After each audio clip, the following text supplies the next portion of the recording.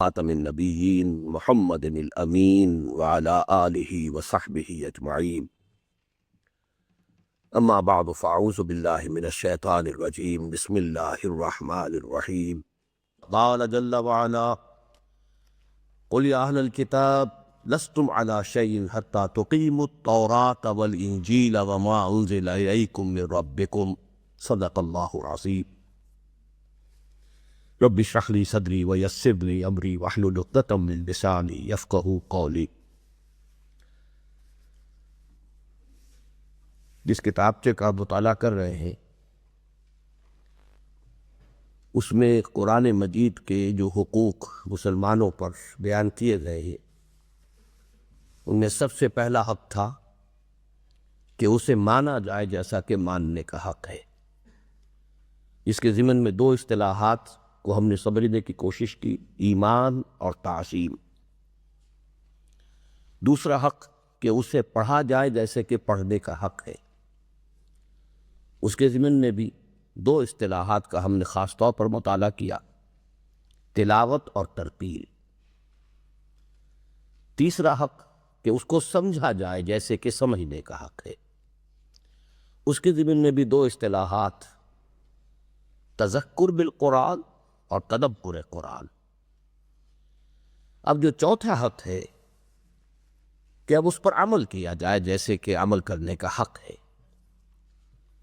اس ضمن میں قرآن حکیم کی جو اصطلاحات ہیں جن کو خاص طور پر اس کتابچے میں اختیار کیا گیا ہے اور کچھ ترتیب قائم رکھنے کے لیے وہ دو دو کے جوڑے کی حیثیت سے یہاں بھی دو کا ایک جوڑا ہے، حکم بالقرآن اور اقامت قرآن۔ اب ان دونوں چیزوں کے بارے میں آج ہم تفصیل سے سمجھیں گے۔ ایمان و تعظیم، تلاوت و ترتیل اور تذکر و تدبر کے بعد قرآن مجید کا چوتھا حق ہر مسلمان پر یہ ہے کہ وہ اس پر عمل کرے۔ اور ظاہر ہے کہ ماننا، پڑھنا اور سمجھنا سب فی الاصل عمل ہی کے لیے مطلوب ہے۔ اس لیے کہ قرآن مجید نہ تو کوئی جادو یا منجنتر منتر کی کتاب ہے جس کا پڑھ لینا ہی دفع بلیات کے لیے کافی ہو۔ بلیات، بلائیں، جیسے بلاؤں کو دور کرنے کے لیے، ایول سپرٹس کو نکالنے کے لیے کوئی جنتر منتر ہو، کوئی جادو کے کلمات ہو، قرآن مجید ایسی کتاب نہیں۔ نہ یہ محض حصول برکت کے یہ نازل ہوا ہے جیسا کہ آج کل ہم نے سمجھا ہوا ہے، برکت اور حصول ثواب اور ایصال ثواب، کہ بس اس کی تلاوت سے ثواب حاصل کر لیا جائے یا اس کے ذریعے جان کندنی کی تکلیف کو کم کر لیا جائے۔ یہ اشارہ ہے علامہ اقبال کے بہت ہی اہم شعر کی طرف، بڑا ہی تلخ شعر ہے لیکن یہ کہ بڑا حقیقت پر مبنی شعر ہے۔ بآیاتش ترا کار جزی نیست کہ از یاسین او آساں بمیری۔ بآیاتش، اس کی آیات سے، ترا، تیرے لیے، کارے، کوئی سروکار، جزئی، اس کے سوا، نیست، نہیں ہے۔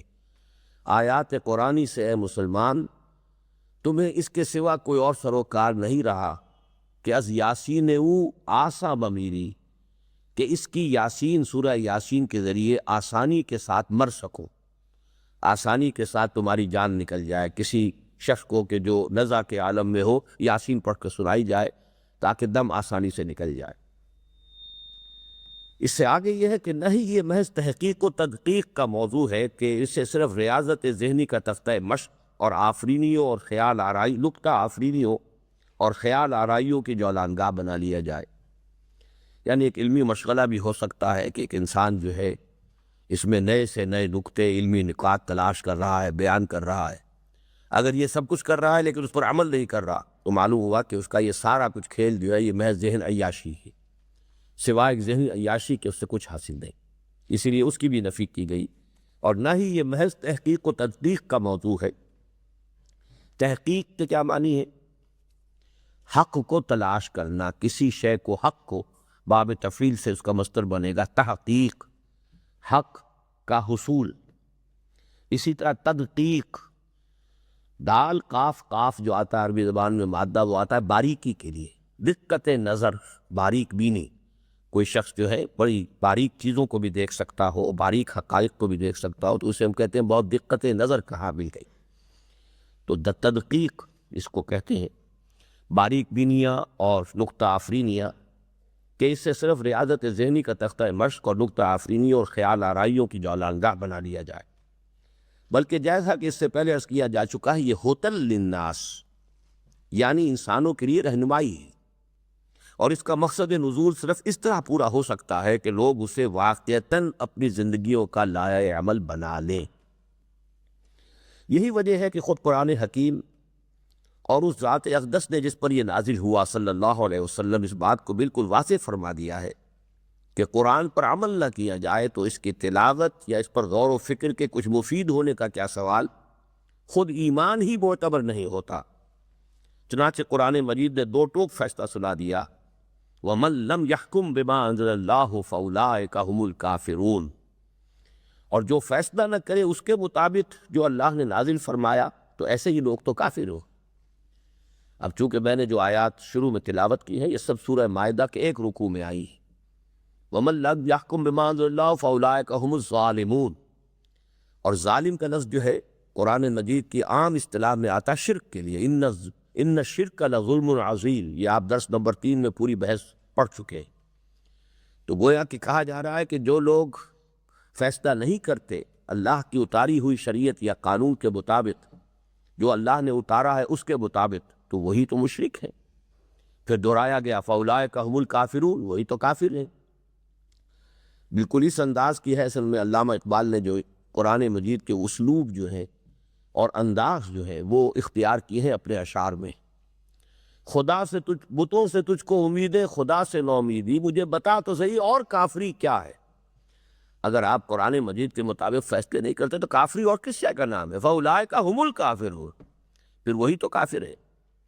اسی طرح ومن لم یحکم بما انزل اللہ فاولئک هم الفاسقون، وہی فاسق ہے، اور فاسق کہتے سرکشی کو، سرتابی کرنے والے کو۔ چنانچہ یہ اصل میں اس شیطان لعین ابلیس کے لیے لفظ استعمال ہوا ہے، کان من الجن ففسق عن امر ربی۔ ہم سمجھتے ہیں کہ فاسق کا لفظ ہلکا ہے، مسلمان بھی فاسق ہو سکتا ہے، لیکن فاسق اپنی اصل کے اعتبار سے سب سے سخت لفظ ہے۔ فسق کے معنی ہے سرتابی کرنا، سرکشی کرنا، اللہ کے سامنے تکبر اختیار کرنا۔ کان من الجن ففسق عن امر ربی، وہ جنات میں سے تھا تو اس نے اپنے رب کے حکم سے سرتابی کی، سرکشی کی، بغاوت کی۔ تو یہ 3 مرتبہ دہرا کر ایک ہی مقام پر یہ الفاظ صرف کافرون، ظالمون، فاسقون، باقی آیت کا جو بالکل وہی ترکیب ہے، وَمَن لَّمْ يَحْكُم بِمَا أَنزَلَ اللَّهُ فَأُولَٰئِكَ هُمُ الْفَاسِقُونَ وَمَن لَّمْ يَحْكُم بِمَا أَنزَلَ اللَّهُ فَأُولَٰئِكَ هُمُ الْكَافِرُونَ وَمَن لَّمْ يَحْكُم بِمَا أَنزَلَ اللَّهُ فَأُولَٰئِكَ هُمُ الظَّالِمُونَ۔ اور حضرت صلی اللہ علیہ وسلم نے مزید وضاحت فرما دی، لا یؤمن احدکم حتی یکون ہواہ تبعا لما جئت بہ، اسی کی گویا کی وضاحت ہے، تم میں سے کوئی شخص مومن نہیں ہو سکتا جب تک کہ اس کی خواہش نفس تابع نہ ہو جائے اس کے جو میں لے کر آیا ہوں۔ اور دوسرے یہ کہ ما آمن بالقرآن من استحل محارمہ، ترمذی سے ہے یہ، جو شخص قرآن کی حرام کردہ چیزوں کو حلال ٹھہرا لے وہ قرآن پر ایمان نہیں رکھتا۔ ایک ایسے شخص کا معاملہ تو مختلف ہے جو ابھی تلاش حق میں سرگرداں ہو، جیسا کہ ہم نے آداب تلاوت کے ضمن میں بھی ہم نے دیکھا کہ جو شخص ابھی قرآن مجید پر ایمان نہیں رکھتا اور وہ ابھی تلاش حق میں ہے، چاہے ہو سکتا ہے وہ نام کا مسلمان ہے، ہو سکتا ہے کہ وہ غیر مسلم ہو، چاہے وہ نام کا مسلمان ہے، نسلی مسلمان ہے، لیکن ابھی وہ کچھ مطمئن نہیں ہے، ابھی وہ مزید تحقیق کر رہا ہے، تفتیش کر رہا ہے، جان رہا ہے، تو ایسے شخص کا معاملہ جو ہے تلاوت کے بارے میں بھی مختلف ہوگا اور یہاں بھی اس میں فرق ہو جائے گا کہ ابھی وہ عمل نہیں کر رہا، لیکن اگر اس کی نیت صحیح ہے کہ وہ حق کو جاننے کے لیے قرآن پڑھ رہا ہے تو اس شخص سے مختلف ہو جائے گا جو قرآن پر ایمان کا دعوے دار ہو کہ یہ اللہ کی کتاب ہے پھر عمل نہ کر رہا، ان دونوں کے درمیان باریک فرق ہوگا۔ ایک ایسے شخص کا معاملہ تو مختلف ہے جو ابھی تلاش حق میں سرگرداں ہو اور قرآن کو پڑھ اور سمجھ کر ابھی اس کی حقانیت کے عدم یا اس بات کا فیصلہ کرنا چاہتا، لیکن جو لوگ قرآن کو کتاب الہی تسلیم کریں ان کے لیے اس سے استفادے کی شرط لازم یہ ہے کہ وہ اپنی زندگیوں کو رخ کو قرآن کی سمت میں عملاً موڑ دینے اور اس کے ہر تقاضے کو پورا کرنے کی حد پر امکان سعی کے عزم مصمم کے بعد قرآن کو پڑھے، چاہے اس میں انہیں کیسے ہی کسر و انکسار، ترک و اختیار اور قربانی و ایثار کے ساتھ ضابطہ پیش آئے۔ یہ ہم تلاوت کی شرائط میں بھی پڑھ چکے ہیں کہ نیت کی تصحیح ہونی چاہیے۔ قرآن مجید کی تلاوت کرتے ہوئے ایک مسلمان، ایک وہ شخص کے جو قرآن کے منزل من اللہ ہونے اور کلام الہی پر ایمان رکھنے کا مدعی ہے، اس کے لیے لازم ہے کہ پہلے شعوری طور پر فیصلہ کرے کہ قرآن جو کچھ کہے گا میں کروں گا، قرآن جس چیز سے روکے گا میں رک جاؤں گا، جس راہ پر چلائے گا میں چلوں گا۔ تو یہ جب تک کہ عزم مصمم نہ ہو تو قرآن کی تلاوت جو ہے گویا کہ اس کے ضمن میں اس کی نیت ابھی صحیح نہیں ہوئی۔ بلکہ جیسا کہ اس سے قبل اب یہاں بھی یہ 3-4 لفظ جو آئے ہیں، میں ذرا ان کی وضاحت اس لیے کر رہا ہوں کہ بعض ہمارے ساتھی جو ہیں اردو زبان سے بھی اتنے واقف نہیں ہیں۔ کسر و انکسار، کسر کے معنی توڑنا، انکسار کے معنی خود ٹوٹ جانا، یعنی جب دو افراد جو ہیں چاہتے ہیں کہ مل کر کام کریں تو کسر و انکسار کے بغیر وہ مل کر کام نہیں کر سکتے، اس لیے کہ دو اشخاص ہیں، دونوں کے مزاج قدرے مختلف ہوں گے، دونوں کی افتاد طبع قدرے مختلف ہوگی، پرائرٹیز بھی ہو سکتا ہے مختلف ہو کچھ، تو اب ظاہر بات ہے کچھ نہ کچھ اس کو توڑنا پڑے گا اپنے آپ کو، اور کچھ دوسرا اپنے آپ کو توڑے گا۔ جیسے کہ میں نے بتایا تھا کہ جب معمار جب اینٹیں لگا رہا ہوتا تو بسا اوقات ہم دیکھتے تھے اچھی بلی اینٹ کو اس نے توڑ کے جو ہے خامسا، بڑی خوبصورت اینٹ تھی، سالم اینٹ تھی، توڑ دیا اس کو، اور بڑی بے رحمی سے توڑتا۔ وہ توڑتا اس لیے کہ اس کے بغیر پھر جوڑ ملتا نہیں ہے، اس لیے کہ وہ جوڑ ملانے کے لیے، یا جیسے قلم لگائی جاتی ہے درخت کے اندر تو درخت کو بھی چھیلیں گے اور جو دوسری شاخ لا کے اب لگا رہے ہیں اس کو بھی ذرا تراشیں گے تب ان کو جوڑیں گے۔ تو کسر و انکسار، توڑنا دوسرے کو، کسر، انکسار خود ٹوٹ جانا، یہ دونوں چیزیں جب تک کہ موجود نہ ہوں تو ساتھ چل کر اور ساتھ مل کر چلنا یا کام کرنا ممکن نہیں ہے۔ اجتماعی زندگی کے یہ تقاضوں میں سے کسر و انکسار، ترک و اختیار۔ قرآن کہتا ہے یہ چھوڑ دو، سود چھوڑ دو، شراب چھوڑ دو، اب یہ ترک ہے، اور اختیار کرنا، یہ کرو، جو بھی اللہ کے احکام ہیں ان پر عمل کرنا، یہ اختیار ہوگا۔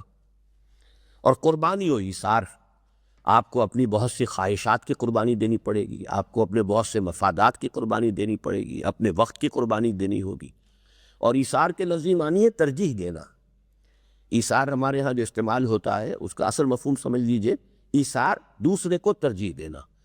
آپ کا اپنا ایک مفاد ہے، آپ نے دوسرے کو مفاد کو ترجیح دی ہے، آپ کی اپنی پرائرٹی ہے، آپ نے دوسرے کی پرائرٹی کو اپنی پرائرٹی پر مقدم رکھ دیا، یہ ایثار ہے۔ تو ایثار کیے بغیر دنیا میں پھر وہی اجتماعیت کا جو ہے کوئی تقاضا پورا نہیں ہو سکتا۔ آپ کا اپنا ذاتی مفاد ہے، اجتماعی مفاد ہے، اب ذاتی مفاد کی قربانی دیں گے تو اجتماعی مفاد کے لیے کام کر سکیں گے۔ تو یہ تین جوڑے جو ہیں کو اچھی طرح سمجھ لیجئے کہ کسر و انکسار، یعنی ہمیں فیصلہ کرنا کہ قرآن کی ہمیں پیروی کرنی، چاہے ہمیں اپنے آپ کو کتنا ہی توڑنا پڑے، چاہے ہمیں دوسروں کو کتنا ہی ان کی چیزیں جو ہیں اس سے چھڑوانی پڑے۔ اسی طریقے سے ترک و اختیار، جو چیز بھی حکم دیں گے کرنی ہے وہ اختیار کریں گے، جس چیز کو چھوڑنے کا حکم ہوگا، جیسے کہ ہماری وہ تنظیم اسلامی کا جو حلف نامہ ہے اس میں بھی شروع میں جو آتا ہے کہ پہلا عہد اللہ سے ہے، انی اعاہد اللہ، میں اللہ سے عہد کرتا ہوں، ان اہجر کل ما یکرہہ، کہ ہر اس چیز کو چھوڑ دوں گا جو اسے ناپسند ہے، واجاہد فی سبیلہ جہد استطاعتی، اور اس کی راہ میں جہاد کروں گا اپنے مقدور بھر۔ اب یہ دونوں چیزیں وہی نفی و اثبات، ان اہجر کل ما یکرہہ، ہر وہ شے چھوڑ دوں گا جو اسے ناپسند ہے، میں اللہ سے عہد کر رہا ہوں، اور اس کی راہ میں جہاد کروں گا اپنے امکانی حد تک جہد استطاعتی۔ تو وہی بات ہے ترک و اختیار اور قربانی و ایثار کے ساتھ ساتھ کا پیش آئے۔ بلکہ جیسا کہ اس سے قبل تلاوت کے لغوی مفہوم کے ضمن میں عرض کیا جا چکا ہے، واقعہ یہ ہے کہ قرآن کی ہدایت تامہ، تامہ یعنی مکمل ہدایت، اتمام، تمام، یہ ہم بولتے ہیں نا، کام تمام ہو گیا، ختم ہو گیا، پورا ہو گیا، تو ہدایت تامہ، پوری ہدایت تو در حقیقت منکشف ہی صرف ان لوگوں پر ہوتی ہے جو اپنے آپ کو اس کے حوالے کرنے کا فیصلہ کر کے اس کا مطالعہ کرے۔ تلاوت کا لفظی مفہوم ہم نے سمجھا تھا کہ تلا یتلو، پیچھے چلنا، ٹو فالو، پڑھنے میں بھی چونکہ یو فالو دی ٹیکسٹ، تو اس لیے تلاوت کا لفظ بہت ہی معنی خیز ہے، بہت جامع ہے، اس لیے کہ اس کے اصل مفہوم ہی ہے فالو کرنا، چلنا، پیچھے چلنا۔ والشمس وضحاها والقمر اذا تلاها، تو تلاوت انسان کرے تو اس عزم کے ساتھ کرے کہ میں اپنے آپ کو قرآن کے حوالے کر رہا ہوں اور مجھے اس کی پیروی کرنی ہے، اور یہ جو ختم قرآن کے دعا ہے اس میں بھی سب سے پہلی چیز یہی آتی ہے، وَجْعَلْهُ لَنَا إِمَامًا وَنُورًا وَهُدًى وَرَحْمَةً، اسے ہمارا امام بنا دے کہ یہ ہمارے آگے آگے چل رہا ہو اور ہم اس کے پیچھے پیچھے۔ اس عزم صادق کے بعد بھی ایک طویل مجاہدے اور کٹھن ریاضت کے بعد ہی نفس انسانی میں تسلیم و انقیاد کی وہ کیفیت پیدا ہوتی ہے جو حضور صلی اللہ علیہ وسلم کے اس قول مبارک میں بیان ہوئی، جو ابھی میں نے آپ کو سنایا تھا، وَمَن لَّمْ يَحْكُم بِمَا أَنزَلَ اللَّهُ فَأُولَٰئِكَ هُمُ الْكَافِرُونَ، نہیں، لا یؤمن احدکم حتی یکون ہواہ تبعا لما جئت بہ، یعنی اس حدیث کے اوپر غور کیجئے، میری خواہش نفس تابع ہو جائے اس کے جو حضور لے کر آئے ہیں، یہ گویا کہ اس کے بغیر ممکن نہیں ہے کہ میں نے اپنے نفس کو سدھا لیا ہو، جیسے گھوڑے کو سدھایا جاتا ہے۔ اب گھوڑے کو سدھانے میں کتنی محنت کرنی پڑتی ہے، بریکنگ دی ہارس، جو بڑے یعنی نیا کوئی منہ زور گھوڑا ہو اس کو بریک کرنا، یعنی اس کو سدھانا، اس بات کا عادی بنانا کہ وہ اپنے سوار یا مالک کے اشارے کے مطابق حرکت کرے، کوئی آسان کام تو نہیں۔ تو یہ ہمارا نفس جو ہے یہ بھی ایک بہت ہی منہ زور گھوڑا ہے، اسے سدھانے کے لیے بڑی مشقت کرنی پڑتی ہے، یعنی ذہن نے مان لیا، ذہن نے فیصلہ کر لیا کہ مجھے قرآن کے پیچھے چلنا ہے، لیکن یہ نفس جو ہے، ان النفس لامارۃ بالسوء، یہ نفس جو ہے یہ تو اپنے تقاضے، مطالبے، خواہشات، اپنی جو ہے اندر سے اس کے طوفان اٹھتے رہتے ہیں، اڈ اور لبیڈو جو ہے وہ اندر سے ہم پر حملہ کرتا ہے۔ تو بڑی طویل ریاضت، یہ دو الفاظ دیکھیں، مجاہدے اور کٹھن ریاضت کے بعد ہی نفس انسانی میں تسلیم و انقیاد، اب یہ لفظ بھی جب عربی کے سمجھنے کے ہیں، عربی زبان میں قادہ یقودو کے معنی ہوتا ہے قیادت کرنا۔ کیا بات ہو رہی ہے آپ کی؟ تھی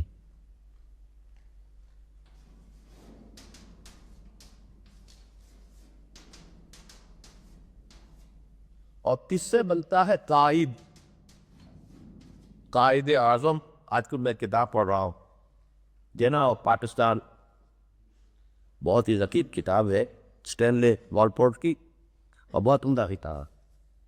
قادہ یقودو، قیادت کرنا، قائد، اس میں فاعل بنا۔ اب اسی سے باب فعالی بابوں سے اب تھوڑے سے میرے نس کے دوران بھی واقف ہونے شروع ہوتا ہے، ویسے پڑھیں گے ابھی بعد میں۔ باب فعال سے بنا انقیاد۔ انقیاد کے معنی ہے کسی کی قیادت کو قبول کر لینا، اتباع، تو تسلیم و انقیاد، انقیاد کسی کو قائد مان لینا، یعنی وَجْعَلْهُ لَنَا امامًا، زبان سے دعا کرنا تو آسان ہے، لیکن اپنے نفس کو اس کا عادی بنا دینا، خوگر بنا دینا، نفس کو اتنا سدھا لینا کہ وہ واقعتاً قرآن کی قیادت اور امامت کو تسلیم کر لے، یہ کوئی آسان کام نہیں ہے۔ اس کے لیے ضرورت ہے طویل مجاہدے اور کٹھن ریاضت۔ بڑے طویل مجاہدے اور کٹھن ریاضت کے بعد ہی نفس انسانی میں تسلیم و انقیاد، تسلیم کا لفظ بھی آپ کو معلوم ہے، تسلیم، ہم بھی تسلیم کی خو ڈالیں گے، بے نیازی تیری عادت ہی صحیح، تسلیم ہے کسی کی بات کو تسلیم کر لینا، مان لینا، اور اسی طریقے سے انقیاد کسی کی قیادت کو قبول کر لینا دلی اپنے جذبے کے ساتھ۔ تو اس عزم صادق کے بعد بھی ایک طویل مجاہدے اور کٹھن ریاضت کے بعد ہی نفس انسانی میں تسلیم و انقیاد کی وہ کیفیت پیدا ہوتی ہے جو حضور صلی اللہ علیہ وسلم کی اس قول مبارک میں بیان ہوئی، جو ابھی میں نے آپ کو سنایا تھا، یعنی لا یؤمن احدکم حتی یکون ہواہ تبعا لما جئت بہ۔ اس حدیث میں جو اصل نوٹ کرنے کی بات ہے وہ یہ نہیں ہے کہ تم میں سے کوئی شخص مومن نہیں ہو سکتا جب تک کہ وہ تابع نہ ہو جائے اس کے کہ جو میں لایا ہوں، یعنی یہ تو بالکل اظہر من الشمس ہے۔ مسلمان ہونے کا اور مومن ہونے کا تقاضا یہ کہ آپ اللہ کے مطیع ہو جائیں، اللہ کے رسول کے مطیع ہو جائیں، اللہ کے احکام کے مطیع ہو جائیں، لیکن یہاں آپ کو نہیں کہا گیا، آپ کا نفس جب تک تابع نہیں ہو جاتا، یہ گویا کہ اس حد تک اس اندر جو ہے وہ تسلیم اور رضا کی جو ہے وہ خو اتنی اندر جا چکی ہو، پینیٹریٹ کر چکی ہو آپ کی باطنی شخصیت میں، کہ آپ کا نفس جو ہے اس میں تسلیم و انقیاد کی کیفیت پیدا ہو جائے۔ لا یؤمن احدکم حتی یکون ہواہ تبعا لما جئت بہ، اس کی خواہش نفس اتنی سدھائی جا چکی ہو کہ وہ اللہ کی جو چیز بھی میں لے کر آیا ہوں، اور میں لے کر آیا ہوں میں قرآن بھی ہے اور جو آپ کے مزید احکام ہے. اس لیے کہ ایک حدیث کے ہے وہ میں چاہتا ہوں کہ آپ گمور کرا رہے ہو. اوتیت القرآن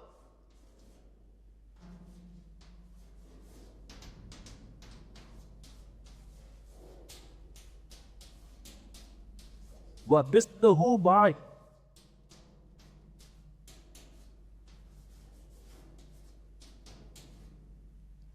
انہیں قرآن بھی عطا کیا گیا ہے اور اس جیسی ہی ایک چیز اور عطا کی گئی ہے، انتخاب.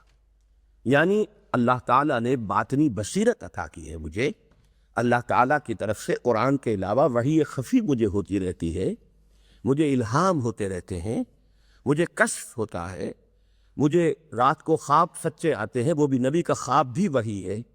تو اوتیت القرآن و مثلہ معہ، مثلہ، ٹھیک ہے، مجھے قرآن بھی دیا گیا ہے اور اس جیسی ہی اور شے اس کے ساتھ دی گئی ہے. اسی پر ہمارا سارا اہل سنت کا جو ہے وہ در حقیقت موقف قائم ہے. منکرین سنت اسی کی نفی کرتے، وہ کہتے ہیں کہ صرف قرآن ہے جو حضور لے کر آئے، ایٹرنل حیثیت صرف قرآن کی. ہم کہتے ہیں نہیں، حضور کو جو اللہ دکھاتا تھا، مزید جو فہم اور بصیرت اللہ نے عطا فرمائی تھی، جو خواب آپ کو آتے تھے، اب اس کے ثبوت قرآن میں ہے.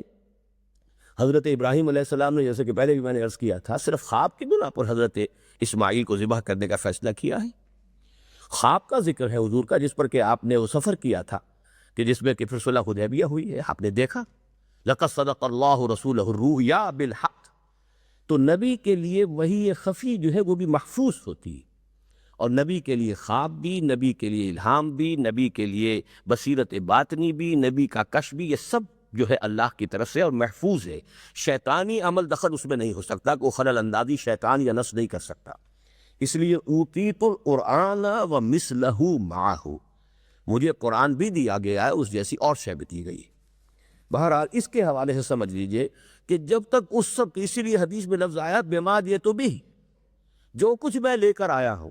یہاں لفظ قرآن نہیں آیا ہے، جو کچھ میں لے کر آیا ہوں، تو لے کر آنے والے میں قرآن بھی شامل ہے، اور اس کے علاوہ جو کچھ حضور صلی اللہ علیہ وسلم نے جو بھی احکام دیے ہیں، جس کو ہم سنت کے نام سے جانتے ہیں، وہ بھی اس میں شامل ہے. نفس انسانی میں اس کیفیت کا پیدا ہو جانا قرآن کی ہدایت تامہ کا نقطہ آغاز ہے.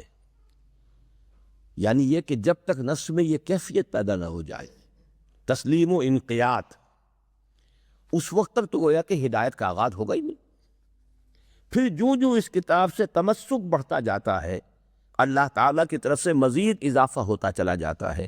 بڑی پیاری آیت ہے سورہ محمد کی صلی اللہ علیہ وسلم، وَالَّذِينَ اهْتَدَوْا زَادَهُمْ هُدًى وَآتَاهُمْ تَقْوَاهُمْ.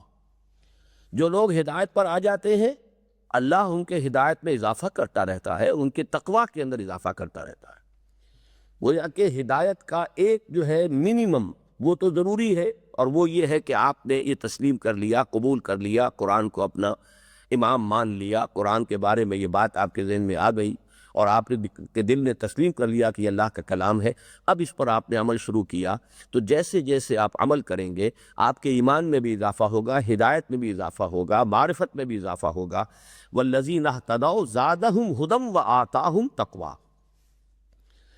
یعنی انسان قرآن کی انگلی پکڑ کر اس کے ساتھ ساتھ چلنے کی کوشش عملاً شروع کر دے تو صراط مستقیم پر گامزن ہو جائے گا، اور درجہ بدرجہ رشد و ہدایت میں ترقی کرتا چلا جائے گا. ورنہ اس کی تلاوت صرف وقت کا ضیاع ہی نہ ہوگی، بلکہ عین ممکن ہے کہ اس کے لیے موجب لعنت. اب یہ الفاظ جو ہے مولانا بنوری صاحب نے کٹوائے نہیں ہیں، یہ یہاں جو کہ تو قائم رکھے. جیسا کہ امام غزالی نے احیاء العلوم میں بعض عارفین کا قول نقل فرمایا کہ قرآن کے بہت سے پڑھنے والے ایسے ہیں جنہیں سوائے لعنت کے اور کچھ حاصل نہیں ہوتا. اس لیے کہ جب وہ پڑھتا ہے کہ لعنت اللہ علی الکاذبین، یعنی اللہ کی لعنت ہو جھوٹوں پر، تو اگر وہ خود جھوٹا ہے تو یہ لعنت خود اسی پر ہوئی. اسی طرح جب ایک قاری تلاوت کرتا ہے فَإِن لَمْ تَفْعَلُوا فَاعْذَرُوا بِحَرْبٍ مِّنَ اللَّهِ وَرَسُولِهِ، پھر اگر تم ایسا نہیں کرتے، یعنی سود نہیں چھوڑتے، تو تیار ہو جاؤ لڑنے کے لیے اللہ اور اس کے رسول سے. تو اگر وہ خود اس حکم الہی سے سرتابی کرتا ہے تو اللہ اور اس کے رسول کی اذان حرب یعنی الٹیمیٹم کا مخاطب خود وہی ہوا. اس طرح کم تولنے اور توڑ تھوڑا ناپنے والے، پیٹھ پیچھے برائی کرنے والے اور رو درو تانا دینے والے قرآن حکیم کی تلاوت کرتے ہوئے ویل للمطففین اور ویل لکل ہمزۃ لمزہ کی دردناک بشارتوں کے مصداق خود ہی بنتے ہیں۔ اسی پر مزید قیاس کر لیجئے کہ عمل کے بغیر قرآن مجید کی تلاوت سے انسان کو در حقیقت کیا حاصل ہوتا ہے۔ یہ گویا کہ اس کے لیے تمہید ہو گئی کہ اس کی اہمیت کیا ہے۔ قرآن کا ماننا، قرآن کا پڑھنا، قرآن کا سمجھنا، جیسے کہ پہلا جملہ آیا تھا کہ اصلاً تو اس لیے مطلوب ہے کہ اس پر عمل کیا جائے۔ رہا ان لوگوں کا معاملہ جو قرآن حکیم پر تحقیق و تدقیق، یہ الفاظ ہم پہلے پڑھ چکے ہیں، غور و فکر اور تصنیف و تالیف میں مشغول رہتے ہوں، لیکن خود اس کے تقاضوں کی ادائیگی سے غفلت برتیں، تو ان کا معاملہ تو سب سے بڑھ کر سنگین ہو جاتا ہے، اور ان کی یہ ساری قد و کاوش اور تحقیق و جستجو صرف ذہنی عیاشی ہی نہیں، تلاعب بالقرآن، یعنی بازی بازی بارش بابا ہم بازی، تم کھیلنے لگے ہو اور کھیلتے کھیلتے اپنے باپ کی داڑھی سے تم نے کھیلنا شروع کر دیا، کہ مصداق قرآن کے ساتھ کھیل کی صورت اختیار کر لیتی ہے۔ نتیجتاً ان کے اپنے حصے میں بھی قرآن سے ہدایت نہیں ضلالت آتی۔ یضل بہ کثیرا ویہدی بہ کثیرا، گمراہ کرتا ہے اللہ تعالیٰ اس سے بہت سو کو اور ہدایت دیتا ہے اس کے ذریعے بہت سو کو۔ اور خلق خدا کے لیے بھی یہ طرح طرح کے فتنوں کا باعث اور نت نئی گمراہیوں اور ضلالتوں کا سبب بنتے ہیں، اس لیے کہ ان کا سارا قرآنی فکر اس آیت قرآنی کا مصداق بن جاتا ہے۔ فَيَتَّبِعُونَ مَا تَشَابَهَ مِنْهُ ابْتِغَاءَ الْفِتْنَةِ وَابْتِغَاءَ تَأْوِيلِهِ، تو وہ پیچھے پڑتے ہیں متشابہات کے تاکہ فتنہ پیدا کریں اور ان کی حقیقت و ماہیت معلوم کریں۔ یہ آیت جو ہے سورہ آل عمران کے شروع میں آئی ہے اور بڑی اہم آیت ہے کہ قرآن مجید کی آیات کو وہاں دو قسم کی آیات میں منقسم کیا گیا ہے۔ ایک آیات محکمات، بہت پختہ آیتیں، یعنی جن کا مفہوم بالکل واضح ہے۔ اس میں علماء کے نزدیک تمام آیت احکام شامل ہے، یہ کرو یہ نہ کرو، کھلم کھلا بات ہے، سیدھی سیدھی بات ہے۔ اور بھی جو آیات جو ہے کہ جن کے مفہوم کے سمجھنے میں کوئی ابہام نہیں ہے، بات واضح ہو جاتی۔ ایک آیات متشابہات ہیں۔ یہ آیات متشابہات اصل میں وہ آیات ہیں کہ جو ان سین سے بحث کرتی ہیں، بالغیب۔ پہلے ہی آپ کو معلوم ہے سورہ بقرہ کے شروع میں جو پہلی شرط لگائی ہے، ھدی للمتقین الذین یؤمنون بالغیب، گویا کہ یہ تسلیم کر لیا جائے کہ ایک عالم وہ ہے کہ جو ہمارے حواس اور عقل کی سرحدوں سے ماورا ہے۔ اگر یہ آپ تسلیم نہیں کرتے تو گویا کہ قرآن مجید سے استفادے کی پہلی شرط ہی پوری نہیں ہوئی۔ اللہ تعالیٰ کی ذات ہمارے حواس، ہمارے عقل، ہمارے وہم، ہمارے تخیل سے ماورا ہے۔ پھر عالم برزخ میں کیا ہوگا، عالم آخرہ میں کیا ہوگا، جنت میں کیا ہے، دوزخ میں کیا ہے۔ اب یہ صرف الفاظ جو قرآن مجید میں آئے ہیں، وہ الفاظ تو وہ ہیں جو ہم استعمال کرتے ہیں، اس لیے کہ اور تو ہماری زبان کی ووکیبلری جو ہے اسی کو تو قرآن مجید میڈیم بنا سکتا تھا ہم تک ان حقائق کو پہنچانے کے لیے، لیکن ہمارے اپنے الفاظ جو ہے وہ ہمارے مشاہدات پر مبنی ہے، اور ہمارا مشاہدہ محدود ہے، جبکہ وہ عالم لامحدود، عالم آخرہ انفائنائٹ۔ پھر یہ کہ اللہ کی صفات لامحدود، عالم امر کی چیزیں، ملائکہ، وہ ہمارے تصور سے باہر۔ لہذا ان حقائق کی تعبیر کے لیے قرآن مجید نے الفاظ تو وہ استعمال کیے ہیں کہ جو ہماری زبان کے ہیں، لیکن ان کا مفہوم ایگزیکٹلی وہ نہیں ہے کہ جو ہم سمجھتے۔ اب ایک آگ وہ ہے کہ جو جلا دیتی ہے، ایک آگ وہ ہے جو جلنے بھی نہیں دے گی اور زندہ بھی نہیں رکھنے دے گی، سوزش بھی ہوگی، جلن بھی ہوگی مسلسل، لیکن لا تبقی ولا تذر، نہ وہ چھوڑے گی اور نہ ہی ختم ہونے دے گی۔ ایک آگ وہ ہے، وہ آگ کون سی ہوگی؟ اس کو ہم اپنی اس دنیا کی آگ پر قیاس نہیں کر سکتے، لیکن آگ کی سوزش ہے، جلن ہے، وہ سوزش اور جلن جو ہے وہاں پر ہوتی رہے گی مسلسل۔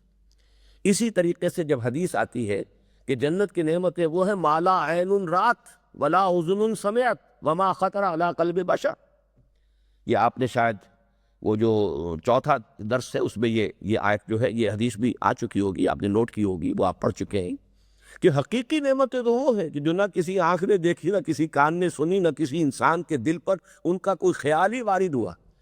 اب کس طرح ہمیں سمجھائیں کہ وہ نعمتیں کیا ہوں گی؟ ہمارے تصور سے ماورا ہے۔ وی ڈونٹ ہیو ورڈز، ہماری زبان اور ہمارا فہم جو ہے وہ تو بندھا ہوا ہے ان الفاظ کے ساتھ کہ جو ہمارے مشاہدے وغیرہ پر مبنی ہے۔ لہذا ان حقائق کو اللہ نے جب ہماری زبان میں بیان کیا ہے تو وہ آیات متشابہات بن گئی، ان کا حقیقی مفہوم تو وہیں پہنچ کر معلوم ہوگا، لیکن ہمارے پاس قریب جو ہو سکتے تھے الفاظ ہماری زبان کے ان کو استعمال کیا گیا ہے، اور پھر اس سے بھی آگے بڑھ کر بعض اوقات صرف تمثیل، یہ مثالیں ہیں جو ہم بیان کرتے ہیں، تلک الامثال نضربها للناس لعلهم يتفکرون، اس لیے کہ یہ حقیقت اتنی ماورا ہے، اتنی لطیف ہے، اتنی beyond your perception, your imagination ہے کہ تم اس کا کوئی اندازہ نہیں کر سکتے، تو ذرا ہلکی سی ایک مثال کے حوالے سے اس کا ایک اندازہ قائم کر لو۔ تو قرآن یہ کہتا ہے جن لوگوں کے اندر تو فیصلہ ہو گیا ہوتا ہے کہ قرآن کو انہوں نے مان لیا کہ اللہ کا کلام ہے، اب ان کی ساری توجہ آیات محکمات پر ہوتی ہے، اسی کے بارے میں غور کریں گے، اسی کے بارے میں سوچیں گے۔ آیات متشابہات جتنی سمجھ میں آ جائیں اللہ کا فضل ہے، اللہ کا شکر ہے، باقی نہیں سمجھ میں آئیں تو اس کی کھود کرید میں نہیں پڑتے۔ یہ گویا کہ ایک شرط ہے قرآن مجید سے ہدایت کے اخذ کی، اور جو لوگ ان تشابہ، جو متشابہ آیات کے اصل حقیقت کو معین کرنے کے چکر میں پڑ جاتے ہیں، وہ کوئی نہ کوئی فتنہ اٹھائیں گے، کوئی نہ کوئی جو ہے گمراہی پیدا کریں گے۔ وہ ہے فَلْيَتَّبِعُونَ مَا تَشَابَهَ مِنْهُ، وہ پیچھے لگے رہتے ہیں انہی چیزوں کے کہ جو ان میں سے متشابہات کی نوعیت کی ہے، ابتغاء الفتنۃ، ان کے پیش نظر ہی فتنہ اٹھانا ہوتا ہے، وابتغاء تاویلہ، اور اس کی تعویل معلوم کرنا، جبکہ ان کی تعویل بیونڈ دیئر ریچ ہے، اس لیے کہ ان کے پاس وہ ذہن وہ ابھی ہے نہیں کہ جو ان کے اس محدود جو بھی ان کا ہے کاسہ ذہنی اور جو بھی ان کا فہم کا جو جتنا بھی ظرف ہے، اس میں وہ حقائق جو ہے ابدی حقائق اور وہ حقائق کے جو لامتناہی حقائق ہیں وہ سما نہیں سکتے۔ تو اس اعتبار سے تحقیق ہو رہی ہے، تدقیق ہو رہی ہے، عمل نہیں کر رہے قرآن پر، تو در حقیقت یہ لوگ وہ ہیں کہ جو اس فتنے میں اپنے آپ کو ڈال رہے ہیں۔ ہو سکتا ہے کوئی نیا نقطہ نظر آ جائے، اوہ یہ آج تک کسی کی سمجھ میں نہیں یہ بات آئی، تو دیکھو یہ میری سمجھ میں بات آ گئی، اب وہ اس کا ایک جو ہے وہ، لیکن یہ کہ اگر ان کی زندگیوں کے اندر قرآن کی محکمات پر عمل موجود نہیں ہے تو ایسے لوگ در حقیقت فتنہ گر ہیں، فتنہ اٹھانے والے۔ یہی وجہ ہے کہ صحابہ کرام رضوان اللہ علیہم اجمعین میں سے جنہیں تدبر قرآن کا خاص ذوق عطا ہوا تھا، اور جو کئی کئی برس ایک ایک صورت پر غور و فکر اور تدبر و تفہم میں صرف کر دیتے تھے، ان کے بارے میں یہ تصریح ملتی ہے کہ ان کے اس توقف کا اصل سبب یہ ہوتا تھا کہ وہ قرآن کے علم کی تحصیل کے ساتھ ساتھ اس پر پورے عمل کا بھی حتی المقدور اہتمام کرتے تھے، اور اس وقت تک آگے نہیں بڑھتے تھے جب تک انہیں یہ اطمینان نہیں ہو جاتا تھا کہ جتنا کچھ انہوں نے سیکھا اور پڑھا ہے اس پر عمل کی توفیق بھی انہیں حاصل ہو گئی۔ آپ شاید یہ معلوم کر کے حیران ہو کہ صحابہ کرام کی کسی صورت یا اس کے کسی حصے کے حفظ کا مطلب، اور یہ حفظ کے ضمن میں بھی یہ میں نے آپ کو یہ روایت پڑھ کر سنائی تھی اس وقت، کہ حفظ کا مطلب صرف یہ نہیں سمجھتے تھے کہ اسے یاد کر لیا جائے، بلکہ یہ سمجھتے تھے کہ اس کا علم و فہم بھی حاصل ہو جائے اور اس پر عمل کی توفیق بھی بارگاہ رب العزت سے ارزانی ہو جائے، اور اس طرح قرآن ان کے فکر و عمل دونوں پر حاوی ہو جائے، بلکہ یہاں دونوں میں سرایت کر جائے، شاید حاوی ہونے سے بہتر لفظ ہوگا یہاں پر کہ ان کے فکر و عمل میں، ان کے سیرت و کردار میں سرایت کر جائے۔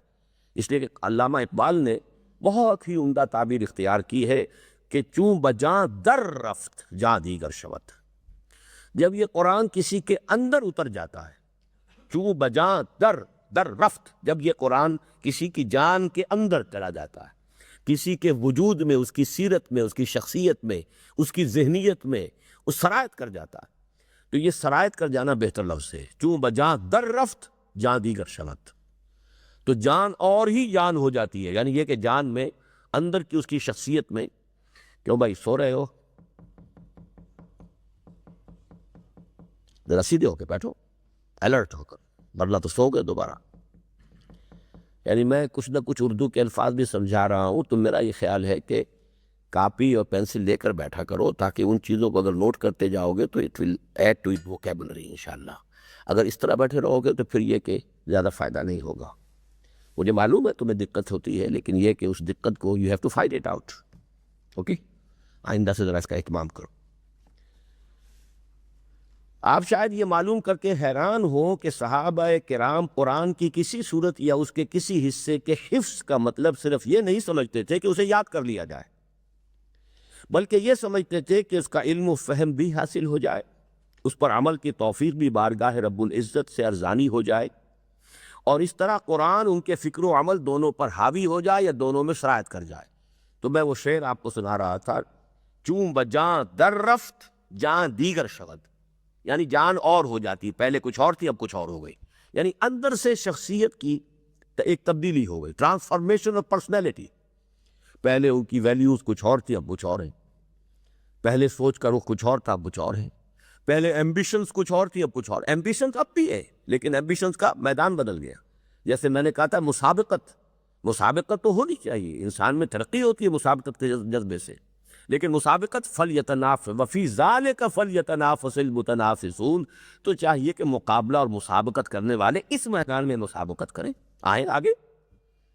اسی طریقے سے یہ جب ان کی شخصیت چینج ہو جاتی ہے تو دوسرا مصرع اس کا بہت اونچا ہے، چوں بجاں در رفت جہاں دیگر شود، جہاں چوں دیگر شد جہاں دیگر شود، لکھتوں میں رکھتی یہ شعر تو آپ لوگوں کو اب یاد کرنے چاہیے، فارسی بھی تو پڑھانی پڑی تھی آج کو، اور جو میں نے کبھی نہیں پڑھی۔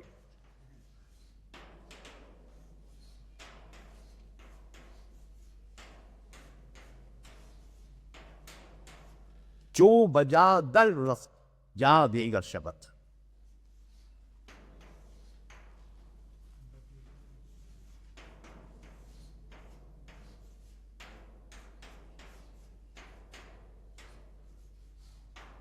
جہاں دی، اب یہ دیکھیے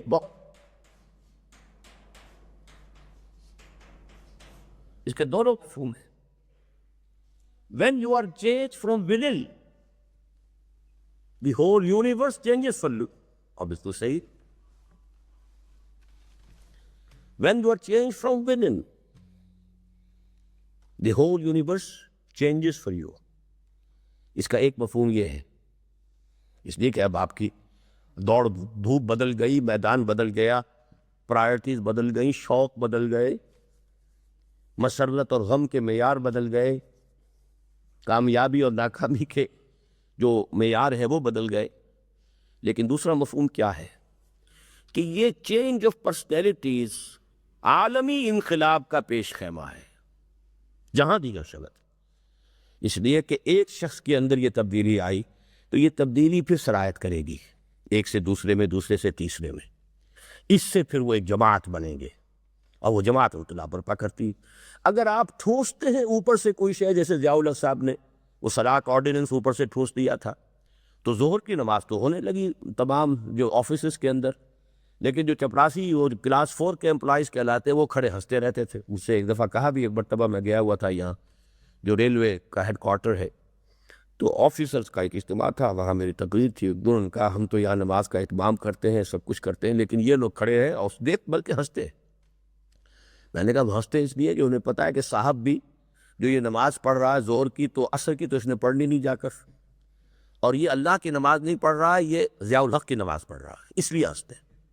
تو خیر وہ شرم سے ان کی گردنیں بھی جھک گئیں۔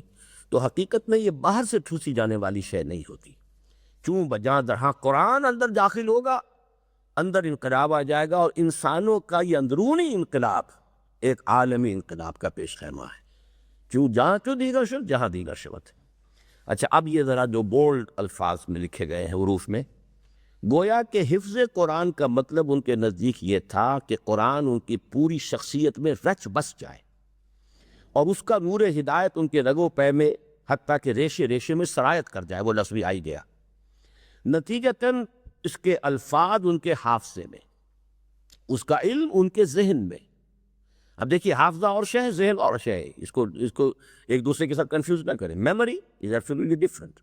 بعض لوگوں کا حافظہ بہت ہوتا ہے، انہیں یاد رہتا ہے، ضروری نہیں کہ انٹیلیجنس بھی اتنی ہی، آئی کیو اتنا ہونا ضروری نہیں، بلکہ یہ چیزیں ریورس ہوتی ہیں۔ عام طور پر زیادہ ذہین لوگوں کا حافظہ زیادہ نہیں ہوتا، جو میڈیوکرز ہوتے ہیں حافظہ ان کا زیادہ رہتا ہے۔ بہرحال یہ علیحدہ بات ہے۔ تو ایک ہے حافظہ، اور ہمارے حافظ صرف یہیں پر قناعت کیے ہوئے کہ وہ قرآن کے الفاظ انہیں یاد ہو۔ تو ان کے الفاظ ان کے حافظے میں، اس کا علم ان کے ذہن میں، ان دیئر انٹلیکٹ، اور اس کی تعلیمات ان کے اخلاق و عادات اور سیرت و کردار میں محفوظ ہو جائے۔ یہ ہے اصل میں جو میں نے اخذ کیا ہے الاتقان فی علوم القرآن کی مندرجہ ذیل روایت۔ وقد قال ابو عبد الرحمن السلمی حدثنا الذين كانوا يقرؤون القرآن كعثمان بن عفان وعبد الله بن مسعود وغيرهما انهم اذا كانوا تعلموا من النبي صلى الله عليه وسلم 10 آيات لم يتجاوزوها حتى يعلموا ما فيها من العلم والعمل قالوا فتعلمنا القرآن والعمل جميعا ولهذا كانوا يبقون مدة في حفظ السورة۔ ابو عبد الرحمن سلمی کہتے ہیں کہ مجھ سے ان لوگوں نے بیان کیا جو قرآن پڑھتے پڑھاتے تھے، جیسے حضرت عثمان ابن عفان اور عبداللہ ابن مسعود وغیرہ، کہ ان کا دستور یہ تھا کہ اگر نبی صلی اللہ علیہ وسلم سے 10 آیتیں بھی پڑھ لیتے تھے تو جب تک ان آیات کا تمام علم و عمل، جب تک ان آیات کے تمام علم و عمل کو اپنے اندر جذب نہ کر لیتے، آگے قدم نہ بڑھاتے۔ انہوں نے کہا کہ ہم نے قرآن کے علم و عمل دونوں کو ایک ساتھ حاصل کیا، اور یہی وجہ ہے کہ ایک ایک سورت کے حصے میں وہ برسوں لگا دیا کرتے تھے۔ اور وہ روایت ہم پڑھ چکے ہیں عبداللہ ابن عمر رضی اللہ عنہما کی کہ میں نے سورہ بقرہ 8 برس میں میں نے اس کا علم حاصل کیا۔ اب آئیے اسی عمل فینومینن کی تکمیلی اور اتمامی کیفیت کا ذکر ہے معلمہ امت ام المومنین حضرت عائشہ بنت ابی بکر رضی اللہ تعالی عنہما کے اس غایت درجہ حکیمانہ قول میں، جو انہوں نے اس سوال کے جواب میں ارشاد فرمایا تھا کہ حضور صلی اللہ علیہ وسلم کی سیرت کیسی تھی، کہ کان خلق القرآن، یعنی آپ کی سیرت تعلیمات قرآنی کا مکمل نمونہ تھی، اور گویا آپ مجسم قرآن تھے، فداہ ابی و امی و صلی اللہ علیہ وسلم۔ یعنی چند تابعی حضرات ام المومنین حضرت عائشہ کی خدمت میں حاضر ہوئے تھے کہ آپ کچھ حضور کی سیرت ہمیں سنائیے، تو آپ نے فرمایا الستم تقرؤون القرآن، کیا آپ لوگ قرآن نہیں پڑھتے؟ تو سب لوگ حیران ہوئے کہ یہ ام المومنین کیا فرما رہی ہے کہ ہم نے تو سیرت کے ضمن میں فرمائش کی تھی، اور سوال کر رہے ہیں بھلا ہم قرآن تو پڑھتے ہیں۔ فرمایا کان خلقہ القرآن، تو مجھ سے اب سیرت کے بارے میں کیا پوچھتے؟ قرآن مجسم تھے محمد رسول اللہ صلی اللہ علیہ وسلم، اور ان کا اخلاق، ان کی عادات، ان کی سیرت قرآن کا عملی نمونہ تھی۔ تو گویا کہ وہی بات ہوئی کہ پوری شخصیت میں قرآن رچ بس گیا ہو، تو گویا کہ وہ شخصیت، اب اس کو یہ نوٹ کر لیجئے، یہ میری اور آپ کی کیفیت نہیں ہو سکتی، اس کی تکمیلی اور اتمامی کیفیت، یعنی یہ فینومینن جو میں نے لکھا ہے، جو کہ بولڈ حروف میں آپ نے پڑھا ہے، یہ اپنے نقطۂ عروج کو پہنچا ہے ذات محمدی میں صلی اللہ علیہ وسلم، کہ وہ گویا کہ کامل قرآن کا مجسمہ اور نمونہ، کان خلقہ القرآن۔ غرض ہے کہ قرآن سے استفادے کی صحیح صورت صرف یہ ہے کہ اس کا جتنا علم و فہم انسان کو حاصل ہوا ہے، وہ ساتھ کے ساتھ اپنے اعمال و افعال، عادات و اطوار اور سیرت و کردار کا جزء بناتا چلا جائے، اور اس طرح قرآن مجید مسلسل اس کے خلق میں سرایت کرتا چلا جائے۔ بصورت دیگر اس کا خدشہ ہے کہ نبی اکرم صلی اللہ علیہ وسلم کے اس قول مبارک کے مطابق کہ القرآن حجت لک او علیک، قرآن یا تو تمہارے حق میں حجت بنے گا یا تمہارے خلاف، قرآن کا علم و فہم الٹا انسان کے خلاف حجت قاطع اور اس کی بدعملی پر سزا اور عقوبت کی شدت میں اضافے کا سبب بن جائے۔ یہ بات آپ سمجھ رہے ہیں؟ قرآن کا علم تو آپ نے زیادہ حاصل کر لیا، عمل میں آپ پیچھے ہیں، تو قرآن مجید آپ کے خلاف استغاثہ لے کر کھڑا ہوگا کہ اللہ یہ مجھے سمجھتا تھا، جانتا تھا، یہ حقیقت بھی اس پر منکشف ہو چکی تھی، اور پھر اس نے عمل نہیں کیا۔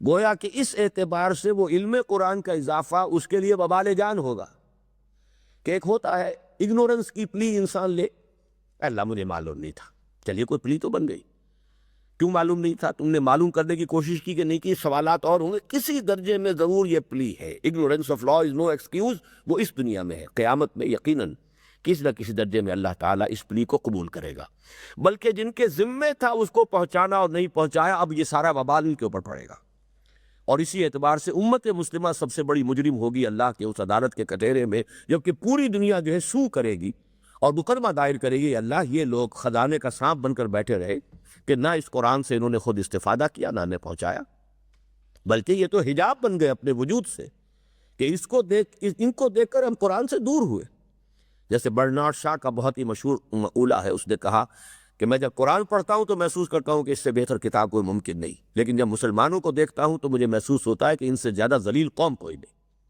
اب یہ تضاد ہے، یہ سائملٹینیس کنٹراسٹ ہے۔ تو ایک شخص تو ہے کہ جس نے پھر بھی قرآن کو تو پڑھا، لیکن کتنے لوگوں کو قرآن پڑھو گے؟ وہ تو مسلمانوں کو دیکھ کر سمجھے گا اسلام کیا ہے اور قرآن کیا ہے۔ اس حوالے سے ہم لوگ زیادہ مجرم ہو جائیں گے۔ تو گویا کہ اگنورنس کسی نہ کسی درجے میں قیامت کی عدالت میں ایکسکیوز بنتی ہے۔ لیکن کچھ لوگ ہیں کہ جو علم کے اندر تو بڑھ کے چلے جا رہے ہیں، اور نکتہ نوازیوں اور نکتہ آفرینیوں میں اور بال کی کھال جو ہے اتارنے کے اندر تو ان کی صلاحیت جو ہے خوب اپنے جوہر دکھا رہی ہے، عمل میں وہ اگر زیرو ہے یا بہت کم ہے تو یہ چیز الٹی قرآن کی حجت ان پر قائم ہوگی۔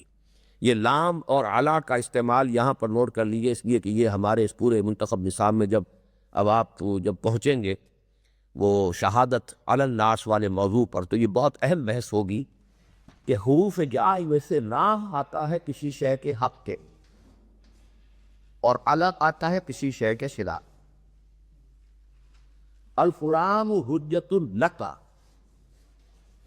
یہ تمہارے حق میں حجت اور دلیل ہے، یعنی اس کی پیروی کرو، اس کو امام بناؤ، اس کی روشنی سے اپنا راستہ دیکھو، یہ دلیل راہ بن کر چلا جائے گا، اور اللہ کے حدیث شافع بن کر کھڑا ہوگا کہ اللہ یہ بندہ تیرا مجھے پڑھتا بھی تھا، حتی تعلیم قرآن سمجھتا بھی تھا، جتنا سمجھ میں آتا گیا میں اس پہ اس پر عمل بھی کیا تھا۔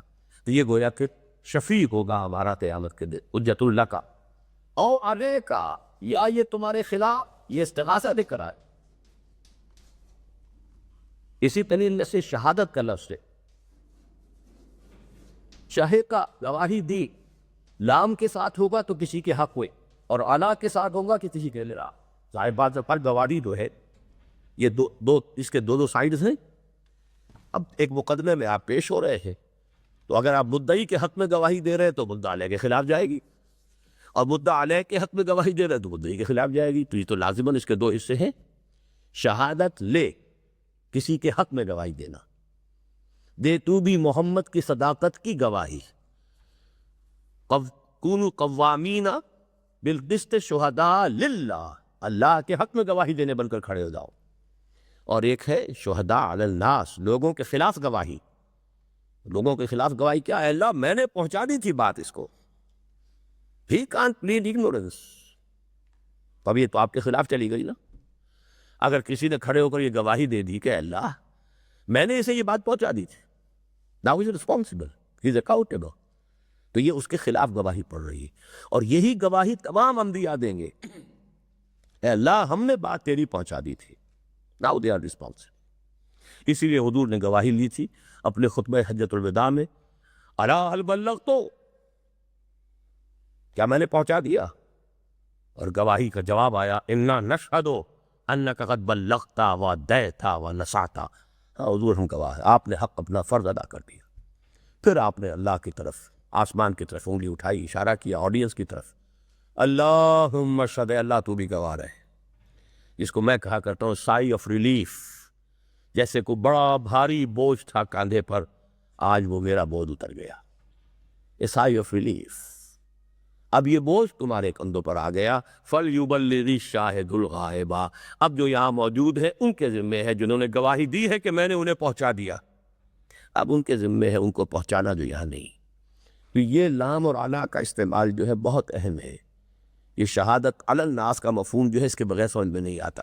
تو القرآن و حجت لک او علیک، اس حدیث کے حوالے سے اس لام اور علا کا جو فرق ہے وہ بہت آسانی سے آپ یاد رکھ سکتے ہیں۔ یہ گویا کہ ان احادیث میں سے جو مختصر ہیں، جوامع الکلم جن کو کہا گیا ہے، بہت ہی جامع، القرآن حجت لک او علیک۔ تو یہاں مفہوم کیا ہے؟ علم کے ساتھ ساتھ عمل چلتا جائے، علم بڑھے عمل بھی بڑھے، اور اگلا قدم آیا آپ بھی آگے بڑھیے۔ اس میں یہاں حوالہ دے دوں، مولانا مودودی نے تفہیم القرآن کے دیباچے میں ایک بہت عمدہ بات کہی ہے کہ جو میرے علم کی حد تک کسی اور نے نہیں کہی۔ انہوں نے یہ کہا کہ قرآن مجید ایسی کتاب نہیں ہے کہ جسے کوئی شخص اپنے ڈرائنگ روم میں بیٹھ کر اور لغت اور ڈکشنریوں کی مدد سے اور اس سے سمجھ سکے۔ قرآن مجید وہ کتاب ہے جو اپنے آپ کو ریویل کرتی ہے اگر آپ اس کے مطابق عمل شروع کر دیں. جیسے پیاز ہے، اس کا ایک چھلکا اتارتے ہیں تو پھر آگے اور ہے، وہ دوسرا اتاریں گے پھر اور ہے. تو آپ نے عمل شروع نہیں کیا تو جو اگلا مرحلہ ہے وہ کبھی آپ پر منکشف نہیں ہوگا. اور میں اس کی مثال دیا کرتا ہوں، ہمارے میڈیکل ایجوکیشن کے اندر ڈسیکشن جب شروع ہوئی تھی تو ہماری جو کتاب تھی مینول آف ڈسیکشن، یہ کر لیجئے، یہاں سے یہ ذرا شگاف دیجئے، اس فیشیا کو ذرا ہٹائیے، اب یہ نظر آئے گا. ظاہر بات ہے اس سے پہلے وہ نظر نہیں آئے گا، وہ چھپا ہوا ان کا. جب تک کہ وہ آپ نے شگاف نہیں دیا اور جب تک اس پردے کو نہیں ہٹایا اگلی شے نظر نہیں آئے گی. پھر اور ڈیپ جائیے، اب اس کو ہٹائیے تو اور آپ نیچے اور شے نظر آئے گی. قرآن مجید بھی it's a manual of revolution.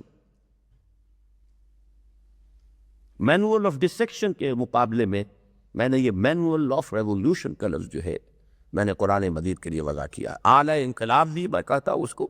Uttar کر ہرا سے سوئے قوم آیا اور ایک نسخے کی بیاض ساتھ لایا. تو یہ اعلی انقلاب ہے محمد رسول اللہ صلی اللہ علیہ وسلم کا. اور مینول آف ریولیوشن رفتہ رفتہ تدریجاً یہ منکشف اسی شخص پر ہو سکتا ہے جو کسی ریولیوشنری اسٹرگل کے اندر اپنے آپ کو مبتلا کر چکا، ورنہ اس کی سمجھ میں آئیں گے نہیں وہ مقامات، گزر جائے گا. وہ تو ریویل ہی اس وقت ہوتے ہیں جب انہی کیفیات میں سے آپ خود گزر رہے ہو. کیا بیتی ہوگی حضور کے قلب مبارک پر جب آپ کو کہا گیا پاگل مجنون. جب تک آپ کو کبھی کہا نہ جائے پاگل اور مجنون تو کبھی بھی بات سمجھ میں نہیں آئے گی. کیا وہ کیفیات تھی جن سے صحابہ دو چار تھے، جس میں یہ کہا جا رہا ہے الف لام میم حسب الناس ان یترکوا ان یقولوا آمنا وهم لا یفتنون. کیا کیفیات تھی، کن سے کہا جا رہا ہے؟ یہ جب تک آپ کے سامنے ہے نہیں، بلکہ ہے کیا جب تک کہ آپ اس میں سے گزرے نہ ہو، آپ کے خود کبھی اسی طرح کا احساس آپ کے اوپر وارد نہ ہوا، اس وقت تک وہ چیزیں سمجھ میں نہیں آتی. تو در حقیقت قرآن مجید ایک اس طرح کا مینول ہے کہ اگر اس کے ساتھ ساتھ، اس کے علم کے ساتھ ساتھ عمل جو ہے وہ شروع نہ ہو جائے تو بس انسان جو ہے اس کے نکتہ آفرینیاں تو ہو سکتی ہے کہ کرتا چلا جائے اور تصنیف اور تعریف کر دے، مفسر قرآن بھی بن کر بیٹھ جائے. لیکن یہ کہ قرآن مجید کے اصل جو اس کی جو اصل ایسنس ہے اور جو اس کے علم و حکمت کے جو اندرونی خزانے، ان تک انسان کی رسائی نہیں ہو سکتی. اب آئیے یہاں سے اب ایک اہم بحث شروع ہو رہی ہے اور وہ ہے قرآن مجید پر عمل کے دو پہلو. اور یہ میرے علم کی حد تک اس طریقے سے وضاحت کے ساتھ کسی اور نے یہ بات بیان نہیں کی ہے. یہ باقی چیزیں جو میں نے بیان کی ہے مثلا تذکر اور تدبر، اس پر مولانا اصلاحی صاحب کی تدبر قرآن میں بہت اچھی بحثیں ہیں، میں نے بھی جو فٹ نوٹ تھا اس میں اس کا حوالہ دیا ہوا ہے. لیکن یہ اللہ تعالیٰ کا خصوصی فضل ہے کہ جو ان دو اصطلاحات کو میں لے کر آیا ہوں، اور وہ ہے حکم بالقرآن اور اقامت القرآن. حکم و اقامت جو دو اصطلاحیں تھیں ہمارے آج کے اس چیپٹر کی کا جو عنوان تھی. یہاں یہ وضاحت البتہ ضروری ہے کہ عمل بالقرآن کے دو پہلو ہیں، ایک انفرادی اور دوسرا اجتماعی. قرآن مجید کے ایسے تمام احکام جو انسان کی انفرادی اور نجی زندگی سے متعلق ہو، جن پر عمل کا اختیار اسے فی الفور حاصل ہو، ان کو بجا لانے پر ہر انسان اسی دم مکلف ہو جاتا ہے جس دم وہ اس کے علم میں آئے. قرآن مجید کے بعد احکام جو ہے، اب نماز پڑھو، یہ تو میں آج بھی پڑھ سکتا ہوں، انگریز کے دور میں بھی پڑھ سکتا تھا، اس سے پہلے کسی فتنہ بدترین فتنے کے دور میں بھی ہو. اب جس حکم پر آپ آج عمل کر سکتے ہیں اس پر تو آپ اسی وقت مکلف ہیں. لیکن چور کے ہاتھ کاٹو، فقطعوا ایدیہما، اب یہ بھی امر ہے، حکم ہے، لیکن میں اس پر مکلف نہیں ہوں جب تک کہ اجتماعی نظام نہ بدل جائے. لیکن جس شے پر میں عمل کر سکتا ہوں، چاہے اس میں مجھے دقت ہو، وہ 3 الفاظ پھر نوٹ کیجئے، کسر و انکسار کرنا پڑے اور ترک و اختیار کرنا پڑے اور ایثار و قربانی کرنی پڑے. کتنی کرنی پڑے کہ مجھے پراٹھے نہ ملے، سوکھی ملے، 2 وقت نہ ملے، 1 وقت ملے، میرا سوشل بائیکاٹ ہو جائے، کچھ بھی ہو جائے، but if I can do it I have to do it. اگر نہیں کرتے تو وہ عمل شروع ہو جائے گا کہ آپ کے علم اور عمل کے اندر اب خلیج پیدا ہونی شروع ہوئی، اور یہ خلوج نفاق تک لے جائے گی. یہ خلیج جو آپ کر سکتے اس وقت، اس کو پوسٹ پون نہیں کر سکتے، چاہے اس میں آپ پر تکلیف آئے. تکلیف اور ابتلا یہ تو اپنی جگہ پر ہے، یہ تو انبیاء پر آئی ہے، صحابہ پر آئی ہے، سب پر آئی ہے تکلیف، لیکن کر سکتے ہیں، شرعی پردہ نافذ کر سکتے ہیں۔ یہ دوسری بات ہے کہ پہلے اس کے لیے شاید اپنے گھر والوں ہی کو راضی کرنا اور مطمئن کرنے کے لیے بڑی محنت کرنی پڑے، اس کے لیے آپ حکمت کے ساتھ محنت کریں جو بھی ہو، لیکن کر سکتے ہیں۔ زیادہ زیادہ یہ ہوگا کہ آپ اپنے معاشرے میں آؤٹ کاسٹ ہو جائیں گے، سوشل بائک آؤٹ ہو جائے گا، جن سے آپ کی دوستیاں تھیں، آنا جانا تھا، شاید وہ ختم ہو جائے، آپ کو شاید اپنا سوشل سرکل سکڑتا ہوا محسوس ہو جائے، but you can do it. یہ آپ کے قدرت اور امکان سے باہر نہیں ہے۔ سود چھوڑ دیجئے، اگر 20,000 کی تنخواہ بینک میں مل رہی ہے، بینک کی سروس چھوڑ دیجئے، کہیں 4-5 ہزار کی تنخواہ مل جائے گی، کم سے کم زیادہ گاڑھے سود سے ہلکے سود میں تو آ جائیں گے۔ ویسے تو سود سے بچا ہوا تو کوئی شخص بھی نہیں اس وقت، لیکن یہ کہ جتنا بھی آپ پیچھے جا سکوں تو جائیں، ڈائریکٹ سود کی بجائے انڈائریکٹ میں تو کہیں آئیں۔ لیکن یہ کہ بعض احکام ایسے ہیں کہ جو مثلاً یہ کہ اگر زنا کسی نے کیا ہے تو اتنے کوڑے لگاؤ، یا یہ کہ شادی شدہ یا مرد یا عورت ہے تو اسے رجم کو، یہ احکام جو ہے اس پر ہم عمل نہیں کر سکتے، تو ایک تو کیٹیگری میں یہ فرض سمجھ لیجیے۔ یہاں یہ وضاحت البتہ ضروری ہے کہ عمل بالقرآن کے دو پہلو ہیں، ایک انفرادی اور دوسرا اجتماعی۔ قرآن مجید کے ایسے تمام احکام جو انسان کی انفرادی اور نجی زندگی سے متعلق ہوں یا جن پر عمل کا اختیار اسے فی الفور حاصل ہو، ان کو بجا لانے پر ہر انسان اسی دم مکلف ہو جاتا ہے جس دم وہ اس کے علم میں آئے، اور اس کے معاملے میں تاخیر و تعویق کا کوئی جواز سرے سے موجود نہیں ہے۔ ایسے احکام کی اطاعت و تعمیل میں کوتاہی وہ جرم عظیم ہے جس کے سب سے بڑی سزا خذلان اور سلب توفیق کی شکل میں ملتی ہے۔ خذلان، یہ لفظ جو ہے خذل، چھوڑ دینا کسی کو، اللہ چھوڑ دیتا ہے، دفع کرتا ہے، دفع کر دیتا ہے، جاؤ دفع ہو جاؤ۔ یہ دعا جو آپ ہر جمعے میں پڑھتے ہوں گے، اللہم انصر من نصر دین محمد صلی اللہ علیہ وسلم وجعلنا منہم واخذل من خذل دین محمد صلی اللہ علیہ وسلم ولا تجعلنا معه۔ تو خذل، خے سال اور لام، خذل کہتے ہیں کسی کو چھوڑ دینا، کسی سے تعلق منقطع کر لینا۔ خذلان الہی یعنی اللہ اس کو دفع کر دے، اب اس سے اپنا تعلق توڑ لے۔ اور سلب توفیق، توفیق ہے کسی کو کہ کام جو ہے اس کو اس کی توفیق دینا، اس کو آسان بنا دینا، اس کی ہمت عطا کرنا۔ سلب توفیق، اس سے اس توفیق کو چھین لینا۔ یعنی جب انسان جس عمل پر، جس حکم پر آج عمل کر سکتا ہے اگر نہیں کر رہا ہے، اس کے نتیجے میں خذلان اور سلب توفیق کی سزا ملنی شروع ہو جائے گی۔ You could do it and you didn't do it۔ اس کی سزا آپ کی توفیق میں کمی ہو جائے گی، اللہ تعالیٰ سے آپ کا جو فاصلہ ہے بڑھ جائے گا۔ حتیٰ کہ اب یہ بہت اہم الفاظ ہے، نوٹ کیجئے کہ یہ سٹارٹنگ پوائنٹ ہے۔ یہ کام آپ کر سکتے تھے، آپ کے علم میں آ گیا کہ یہ حکم قرآن ہے، اللہ کا حکم ہے، آپ نے نہیں کیا، یہاں سے آپ کی پسپائی شروع ہوئی، اللہ نے بھی آپ کو دھکا دیا، رد کر دیا، مردود قرار دیا۔ یہ لیکن یہ کہ درجے ہوتے ہیں اس کے، لیکن ایک درجے میں شروع ہو گئی بات، اس کا شروع کا ایک عمل جو ہے اس کا آغاز ہو گیا اور توفیق کم ہو گئی۔ حتیٰ کہ قول و کردار اور علم و عمل کا یہ فرق و تفاوت اور لما تقولون ما لا تفعلون کی یہ کیفیت بالآخر نفاق پر منتج ہوتی ہے۔ نفاق کی اصل حقیقت یہ قول و فعل کا تضاد، کہنا یہ ہے کہ اللہ پر، قرآن پر ایمان ہے، اس کا ایک حکم ہے اور وہ حکم آپ اس پر عمل کر سکتے ہیں اور نہیں کر رہے۔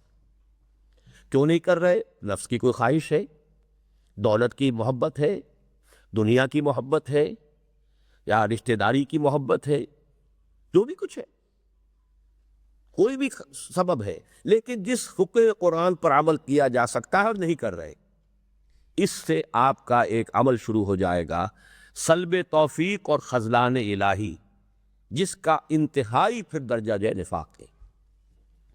یہی حقیقت ہے جو حضور صلی اللہ علیہ وسلم کے اس قول مبارک میں بیان ہوئی، اکثر و منافقی امتی قراؤہا، میری امت کے منافقین کی اکثریت قاریوں پر مشتمل ہوگی۔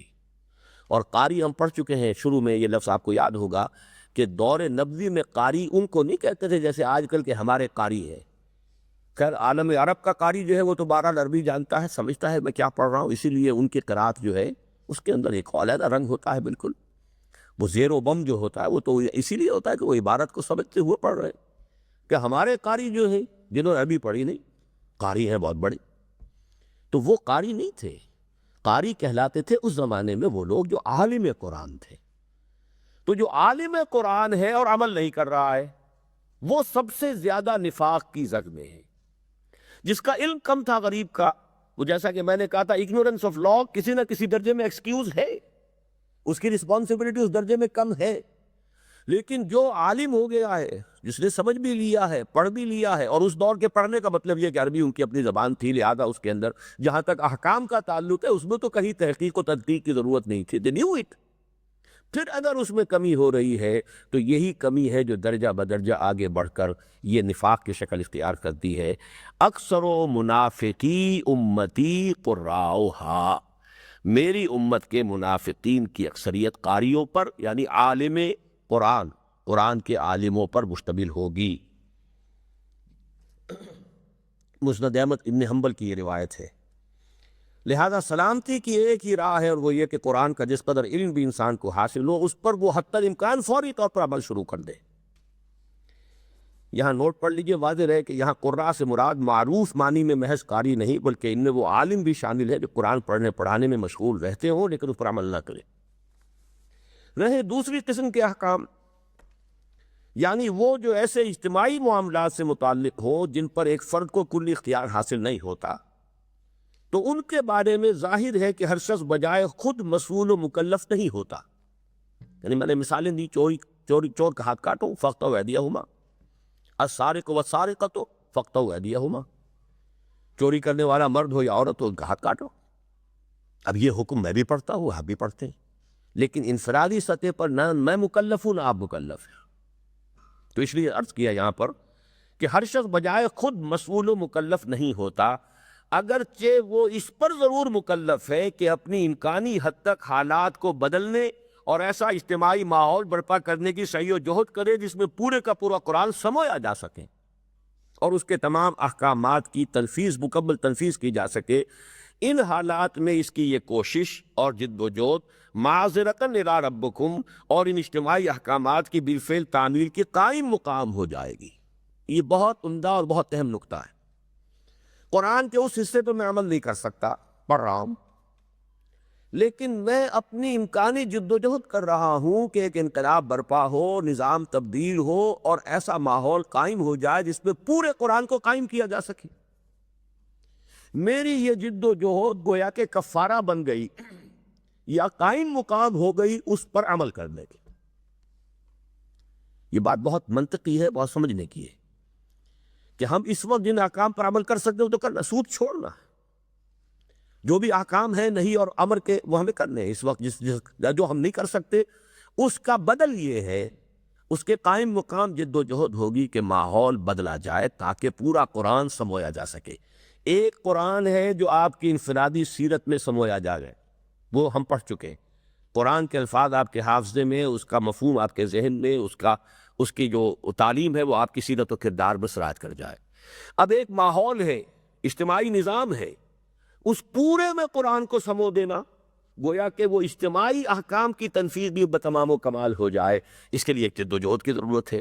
اگر آپ وہ جد و جہد کر رہے ہیں، جان اور مال اس میں کھپا رہے ہیں، تو یہ آپ کی جد و جہد ان احکام پر عمل نہ کرنے کا گویا کہ کفارہ، اس کا بدل یا اس کے قائم مقام ہو جائے گی. لیکن اگر انسان ایسی جد و جہد بھی نہ کرے اور مطمئن ہو کر بس اپنی زندگی کی بقا اور اپنے بال بچوں کی پرورش میں لگا رہے، تو اس صورت میں سخت خطرہ ہے کہ قرآن کے انفرادی اور نجی نوعیت کے احکام پر بھی افتؤمنون ببعض الکتاب وتکفرون ببعض کے مصداق گدانا جائے. یعنی یہ کہ انسان انفرادی عمل مکمل کر رہا ہے لیکن اس نے اجتماعی نظام کو بدلنے کی کوشش نہیں کی، تو گویا کہ دوسرا حصہ جو ہے قرآن کے احکام کا اس پر اس نے سرے سے عمل نہیں کیا، اس کا کوئی بدل بھی نہیں دیا، اس کا کوئی کفارہ بھی نہیں دیا. تو گویا کہ اب وہ مجرم ہو جائے گا کہ کیا تم قرآن کے ایک حصے کو مانتے اور ایک کو نہیں مانتے. اس سے بچنے کے لیے ایک ہی شکل ہے اور وہ یہ ہے کہ انسان اپنا تن من دھن لگائے اس نظام کو بدلنے کے لیے اور ایسا نظام قائم کرنے کے لیے جس میں پورے قرآن کو سمویا جا سکے.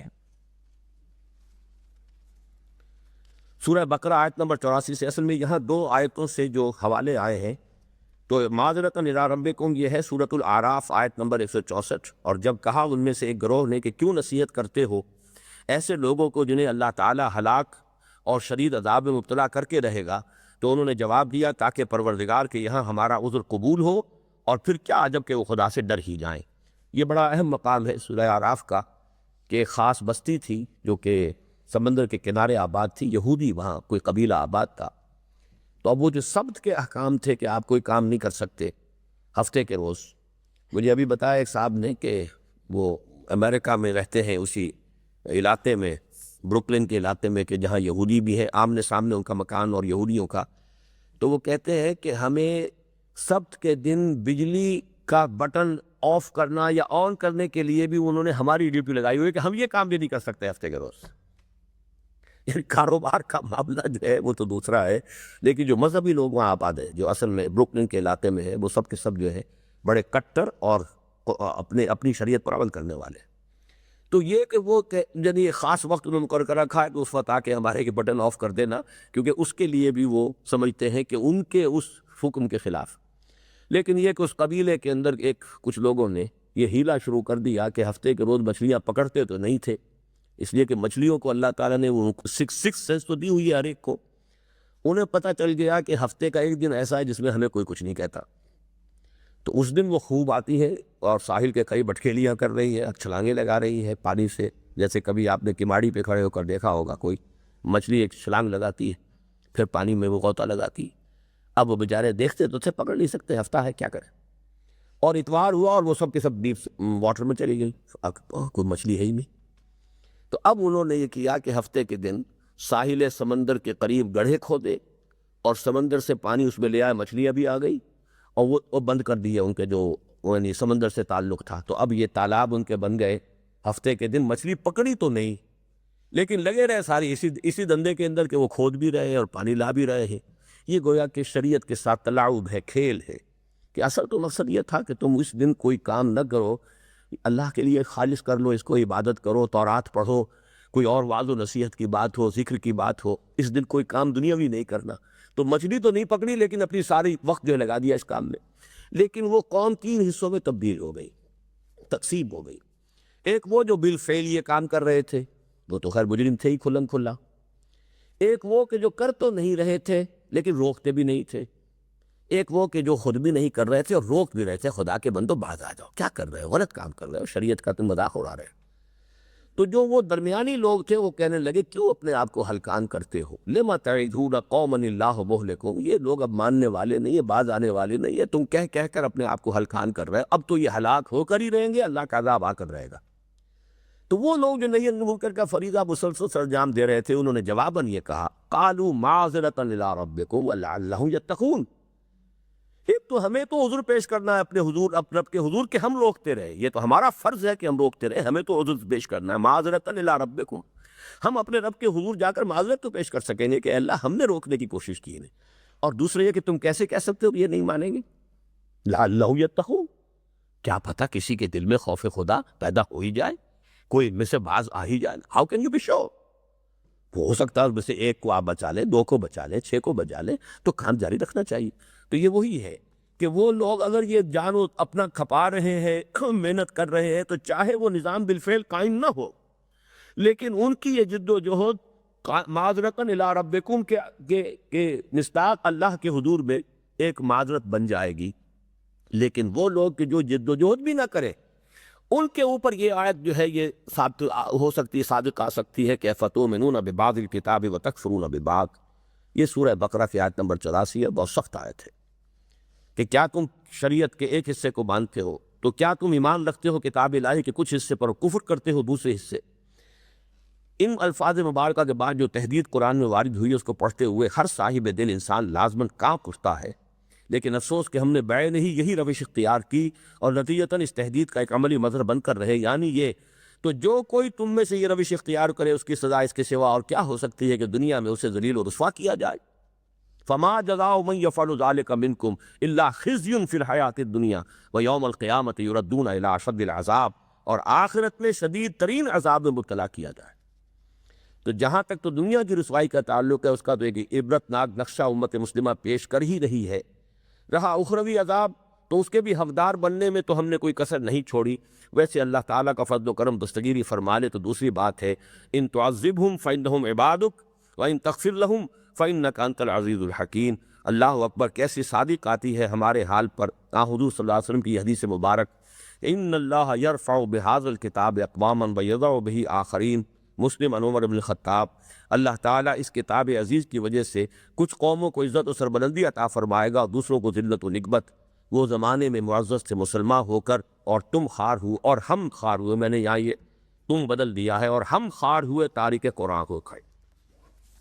جو بات میں نے اس وقت کہی تھی اس کی بحث اب شروع ہو رہی ہے۔ دو اصطلاحات، جس طرح فہم قرآن کے لیے قرآن مجید کی وسیع تر اصطلاح تذکر ہے، اسی طرح قرآن پر عمل کے لیے قرآن کی سب سے جامع اور کثیر الاستعمال اصطلاح حکم بما انزل اللہ ہے۔ حکم کے ذیل میں قرآن مجید نے اصل اصول تو یہ متعین کیا ہے، ان الحکم الا للہ، حکم کا اختیار سوائے اللہ کے اور کسی کو حاصل نہیں۔ سورہ انعام آیت 57، سورہ یوسف 2 مرتبہ 40 اور 67، گویا کہ 3 مرتبہ قرآن میں الفاظ وارد ہوئے، ان الحکم الا للہ، حکم کا اختیار نہیں ہے مگر اللہ کو۔ یہ کیٹیگوریکل نفی ہے، حکم کسی کے لیے نہیں ہے سوائے اللہ کے۔ پھر خود قرآن مجید کو حکم قرار دیا، وَكَذَلِكَ أَنزَلْنَاهُ حُكْمًا عَرَبِيًّا، اور اسی طرح اتارا ہم نے اسے حکم بنا کر عربی زبان میں۔ اس لفظ حکم کو ذرا سمجھنے کی کوشش کیجیے۔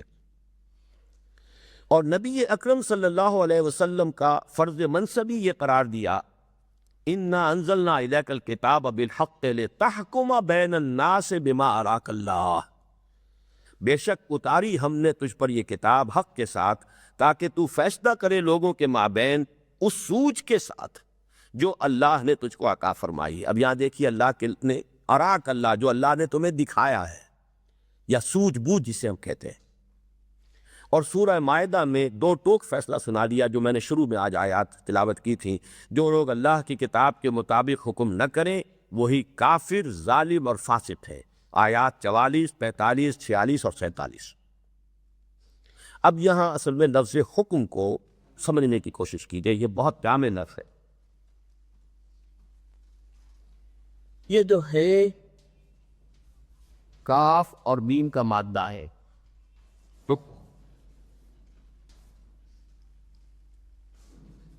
اسی سے جمع بنی احکام،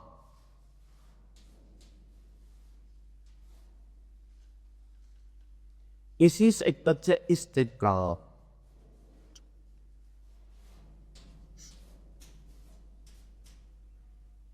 اسی سے لفظ حکمت، جس پر کہ آپ تیسرے سبب تک میں پوری بحث پڑھ چکے۔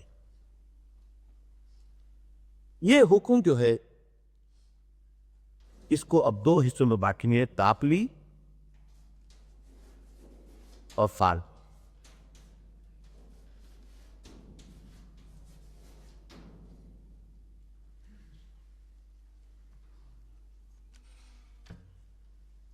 ہے کاف میم کا مادہ اصل میں، جیسا کہ تیسرے سبق کے ذہن میں آپ پڑھ چکے ہوں گے منتخب نصاب کے ضمن میں، کہ یہ پختگی کے لیے آتا ہے۔ عقل انسانی کی پختگی فطرت کی سلامتی کے ساتھ حکمت ہے۔ فطرت اپنی اصل پر برقرار رہے، پرورٹڈ نہ ہو، سلیم فطرت، جیسے ہم کہتے ہیں سلیم الفطرت انسان، اور عقل جو ہے اپنی پختگی کو پہنچ گئی۔ ان دونوں کے امتزاج سے حکمت وجود میں آتی ہے۔ اب حکم جو ہے قرآن مجید میں کبھی تو آتا ہے بیری کے ساتھ، جس کے معنی ہوں گے فیصلہ کرنا۔ آخوا اور کسی اور شخص کا مقدمہ ہے، میرے پاس آئے تو میں جب فیصلہ کروں گا تو یہ اس کو کہیں گے حکم بین الناس، فَإِذَا حَكَمْتُمْ بَيْنَ النَّاسِ فَاحْكُمُوا بِالْعَدْلِ، جب تم لوگوں کے مابین انصاف کرو، فیصلہ کرو تو عدل کا فائدہ صاف کرو. یا جیسے حضرت داؤد کو فرمایا یا داؤد انا جعلناک خلیفۃ فی الارض فاحکم بین الناس بالحق، اے داؤد ہم نے تمہیں زمین میں خلیفہ بنایا ہے تو لوگوں کے مابین حق کے ساتھ فیصلے. ایک ہے بے کے ساتھ، حکم بے اور حکم بے، یہ فیصلہ کس چیز سے ہوگا؟ اب دیکھیے ایک لفظ اور ہے جو ہم اردو میں استعمال کرتے ہیں، رائے. جس کو بھی سمجھیے رائے کیا، راج بولی کیا ہے؟ دیکھنا.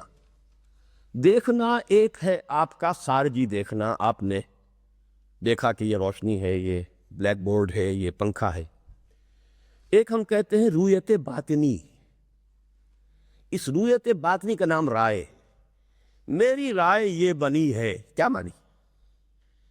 کوئی مسئلہ تھا، اس پر آپ نے غور کیا، سوچ بچار کیا، اب آپ کو اپنے اندر کوئی شے نظر آئی ہے کہ یہ مسئلہ یوں ہے، اس کی حقیقت یہ ہے. یہ آپ کی رویت باطنی ہے جس کی بنا پر رائے وجود میں آئی. بھائی میری رائے یہ رائے کہاں سے آئی؟ کوئی شے ہے جو آپ نے اپنے وجود کے اندر دیکھی ہے، اس کا آپ کو مشاہدہ ہوا ہے اور اس کی بنا پر آپ نے ایک رائے قائم کی ہے. یہی حکم کا معاملہ ہے. حکم پہلے انسان کے باطن میں وجود میں آتا ہے. یہ میرا فیصلہ، میری رائے، میری سوچ جب قرآن کے ساتھ مطابقت اختیار کرتی ہے تو یہ حکم بالقرآن ہے. یہ حکم بالقرآن کا داخلی مرحلہ ہے. میرے اندر میری سوچ، میرے غور و فکر کے نتائج مطابق ہو گئے قرآن کے، اور اس کے بعد جب میں قرآن ہی کے احکام کے مطابق فیصلے کرتا ہوں تو یہ در حقیقت یہ حکم بین الناس ہوگا. اور تیسری بات یہ کہ فیصلہ تو میں نہیں کر رہا، لیکن ایک فیصلہ کسی دوسروں کے مابین ہوتا ہے، یہ خود اپنے لیے ہوتا ہے. میں ادھر جاؤں یا ادھر جاؤں، میں یہ کام کروں یا یہ کام کروں، یہ بھی تو ایک رائے کی بنا پر ہے. تو میرا ہر طرز عمل بھی ایک حکم پر قائم ہے. وہ حکم جو میرے اندر، میرے وجود میں بن چکا ہے، اس کی بنا پر میں نے ایک طرز عمل اختیار کیا ہے. تو اس لفظ حکم جو ہے، اس کے اندر جس قدر ایک جامعیت ہے، گمبھیرتا ہے، اور اس کو آپ سمجھیے کبھی یہ نبوت کے ساتھ آتا ہے، الحکم والنبوہ، کبھی آتا ہے حکم و علم. تو حکم جو ہے اور پھر احکام کے لیے حکمت، من یؤت الحکمۃ فقد اوتی خیرا کثیرا. تو اس لفظ کو اس کے اصل مادے کے حوالے سے کہ یہ حکم پہلے داخلی ہوتا ہے، ایک رائے بنو اس کی، اس رائے سے اگر یہ قرآن مجید کے عین مطابق ہے تو گویا کہ ہم آہنگی ہو گئی. متفق گردید رائے بو علی با رائے من. بو علی کی رائے بھی، بو علی سیدھا کی رائے بھی میری رائے کے ساتھ متفق ہو گئی. اگر میں یہ کہہ سکوں کہ متفق گردید رائے من برائے قرآن، تو اب یہ گویا کہ حکم بالقرآن ہو گیا کہ میری رائے قرآن کے ساتھ ہم آہنگ ہو گئی. مجھے اپنی فکر میں اور قرآن کی فکر میں کوئی تضاد محسوس نہیں ہو رہا. مجھے محسوس ہوتا ہے کہ میری سوچ میں اور میرے جس نتیجے میں پہنچا ہوں بالکل وہی بات ہے جو قرآن کہہ رہا ہے. یہ گویا کہ حکم بالقرآن کا پہلا مرحلہ ہے جو داخلی مرحلہ ہے. اسی حکم بالقرآن کا مرحلہ اب ظاہر ہوگا جب میں اپنے معاملات میں فیصلے کروں گا قرآن کے مطابق، ادھر جاؤں یا ادھر جاؤں، یہ کروں یا وہ کروں. مثلا یہ کہ کسی کو شادی کرنی ہے، اب حضور نے فرمایا کہ کوئی شخص کرتا ہے دولت کے لیے شادی، کسی عورت کا انتخاب کرتا ہے، لڑکی کا انتخاب کرتا ہے، کوئی دولت مند گھرانے میں شادی ہو جائے، کسی کے سامنے علم ہے، تقویٰ ہے، شکل و صورت ہے، تو حضور نے فرمایا کہ تم سیرت اور اخلاق کو ترجیح دو، تمہاری پرائرٹیز کے اندر بجائے دوسری چیزوں کی یہ ترجیح ہو جائے.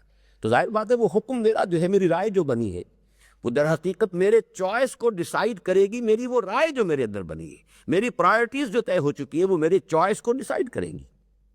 اور تیسرا مرحلہ پھر حکم کا آتا ہے جبکہ کچھ لوگوں کے مابین حکم کرنا ہو.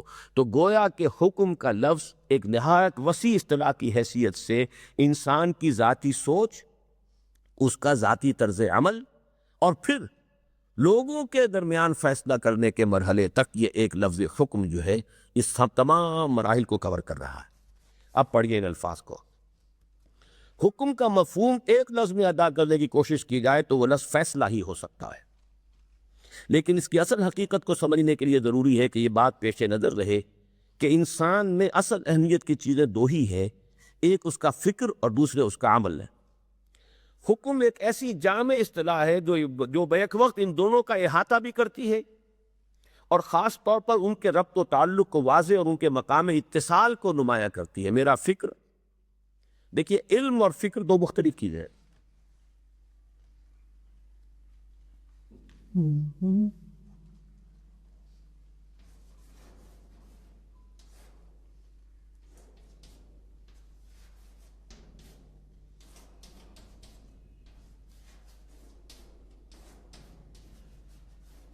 یہ میں نے 4 بند استفاد کیے۔ علم سے آگ پر درمیان میں 2 مرحلے۔ مجھے معلوم ہے کہ سگریٹ نوشی نقصان دہ ہے، لیکن عمل میرا خلاف ہے، میں تو پی رہا ہوں سگریٹ۔ علم اور عمل میں تضاد ہے۔ یہ علم جب میرے فکر میں سرایت کر جائے گا، it becomes an integral part of my thought، پھر یہ میری رائے بن جائے، ہاں ایسا ہے، وہ میرے اپنے وجود کے اندر integral part of my own personality, my رائے، پھر وہ عمل کو اس کے مطابق درست کر دے گا۔ تو علم اور عمل کا مقام اتصال ان 2 الفاظ کے ذریعے سے واضح ہوگا، فکر اور رائے یا حکم۔ کوئی خیال یا نظریہ جب انسانی فکر میں ایسا رچ بس جائے کہ اس کی رائے اور فیصلہ یعنی حکم بن جائے تو اس کا عمل خود بخود اس کے تابع ہو جاتا۔ پھر پڑھیے ان الفاظ کو۔ کوئی خیال یا نظریہ جب انسانی فکر میں ایسا رچ بس جائے کہ اس کی رائے اور فیصلہ یعنی حکم بن جائے تو اس کا عمل خود بخود اس کے تابع ہو جاتا ہے۔ علم اور ہے، ہمیں علم حاصل ہو گیا ہے قرآن مجید کے ذریعے سے کہ ایک مومن کو اللہ پر ایمان لانا ہے، رسول پر لانا ہے، وحی پر لانا ہے، قرآن پر لانا ہے، یہ علم تو ہو گیا، لیکن یہ علم میری اپنی رائے بھی بن گئی یا نہیں؟ میں نے اپنے باطن میں رائے، رویت، مشاہدہ، اس حقیقت کا مشاہدہ کر لیا یا نہیں؟ جیسے کہ میں نے پہلی بحث میں عرض کیا تھا، یقین کیسے پیدا ہوتا ہے؟ پرسنل ایکسپیرینس سے، اور ایکسپیرینس ایکسٹرنل بھی ہے، انٹرنل بھی ہے، اور ایمان کا سارا تعلق جو ہے وہ انٹرنل ایکسپیرینس سے۔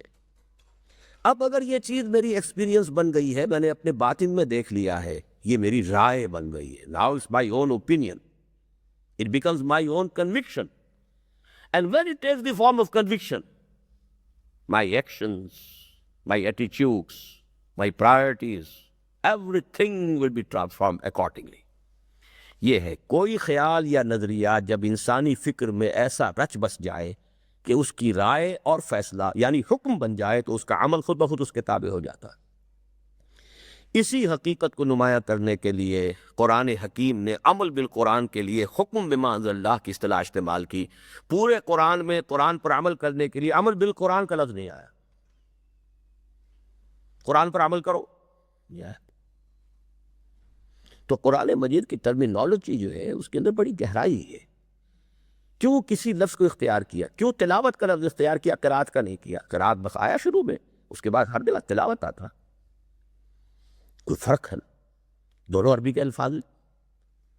اسی طریقے سے عمل کا لفظ قرآن کے لیے کہیں نہیں آیا، قرآن پر عمل، حکم بالقرآن، حکم بما انزل اللہ۔ اسی حقیقت کو نمایاں کرنے کے لیے قرآن حکیم نے عمل بالقرآن کے لیے حکم بما انزل اللہ کی اصطلاح استعمال کی، تاکہ یہ بات بالکل واضح ہو جائے کہ قرآن مجید پر عمل در حقیقت اسی وقت ہو سکتا ہے جب انسان کا فکر قرآن کے تابع ہو جائے اور قرآن کا بیان کردہ علم حقیقت انسان کے دل اور دماغ دونوں میں جاگزی ہو جائے۔ آسمانی کتابوں پر عمل کے لیے قرآن مجید کی دوسری اصطلاح اقامت کی ہے، جیسا کہ یہود و نصارہ کے بارے میں فرمایا گیا، وَلَوْ أَنَّهُمْ أَقَامُوا التَّوْرَاةَ وَالْإِنْجِيلَ وَمَا أُنزِلَ إِلَيْهِم مِّن رَّبِّهِمْ لَأَكَلُوا مِن فَوْقِهِمْ وَمِن تَحْتِ أَرْجُلِهِمْ۔ یہ بھی سورہ مائدہ ہی ہے۔ اور اگر وہ قائم کرتے تورات اور انجیل اور اس کو جو نازل ہوا ان کی جانب ان کے رب کی طرف سے تو کھاتے اپنے اوپر سے بھی اور اپنے پاؤں کے نیچے سے بھی. یہ استعارہ ہے نعمتوں کے لیے، یعنی آسمان سے بھی اللہ کی نعمتوں کی بارش ہوتی اور زمین سے بھی اللہ کی نعمتیں جو ہے پیداوار جو ہے زمین بھی کثرت سے دیتی. لو انہم اقاموا التوراۃ، یہاں بھی نوٹ کیجئے. اب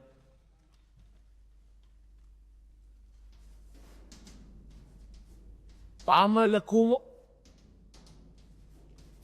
کھڑے ہونا، اقام یکم،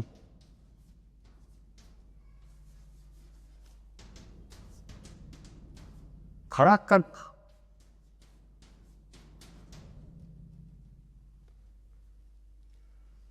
اگر ان لوگوں نے جنہیں کتاب دی گئی تھی اگر انہوں نے قائم کیا ہوتا تورات کو اور انجیل کو اور جو کچھ کے نازل ہوا ان کے طرف ان کے رب کی جانب سے، تورات بھی عطا کی گئی، انجیل بھی عطا کی گئی اور دوران میں صحیفے اترتے رہے، زبور عطا ہوئی، سب کچھ ان کو ملا ہے، تو اللہ تعالیٰ کی نعمتیں اور برکتیں ان پر نازل ہوتی.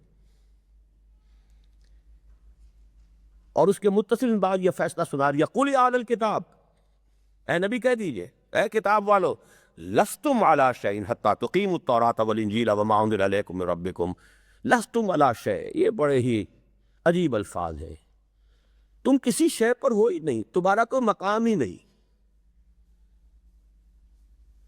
وہ کیا کہتے ہیں، یو ہیو نو لوکس اسٹینڈائی، تمہاری کوئی حقیقت نہیں، تمہارا کوئی منہ نہیں کہ ہم سے بات کر سکو. لستم علی شیء حتی تقیموا التوراۃ والانجیل، جب تک کہ تم قائم نہ کرو تورات کو اور انجیل کو اور جو کچھ کے نازل کیا گیا تمہاری طرف تمہارے رب کی طرف سے. یہ قائم کرنا، اس کی میں مثال دیا کرتا ہوں کہ جیسے خیمہ ہے. اب خیمہ اگر کھڑا ہے تو کھڑا رکھنا ہوگا. آندھی آ گئی ہے، ذرا ہوا تیز چل رہی ہے تو آپ دیکھتے ہوں گے کہ پھر اس کی تنابوں کو آدمی جو ہے وہ سنبھالتا ہے اور جو کھوٹے ہیں ان کو اور ذرا مضبوط کرتے ہیں. بسا اوقات پھر بانسوں کے ساتھ چمٹ کر کھڑے ہو جاتے ہیں یا رسیاں پکڑ لیتے ہیں. یہ کھڑا رکھنا. اور اگر گر گیا کھڑا کرو، دوبارہ کھڑا کرو، استادہ کرو دوبارہ.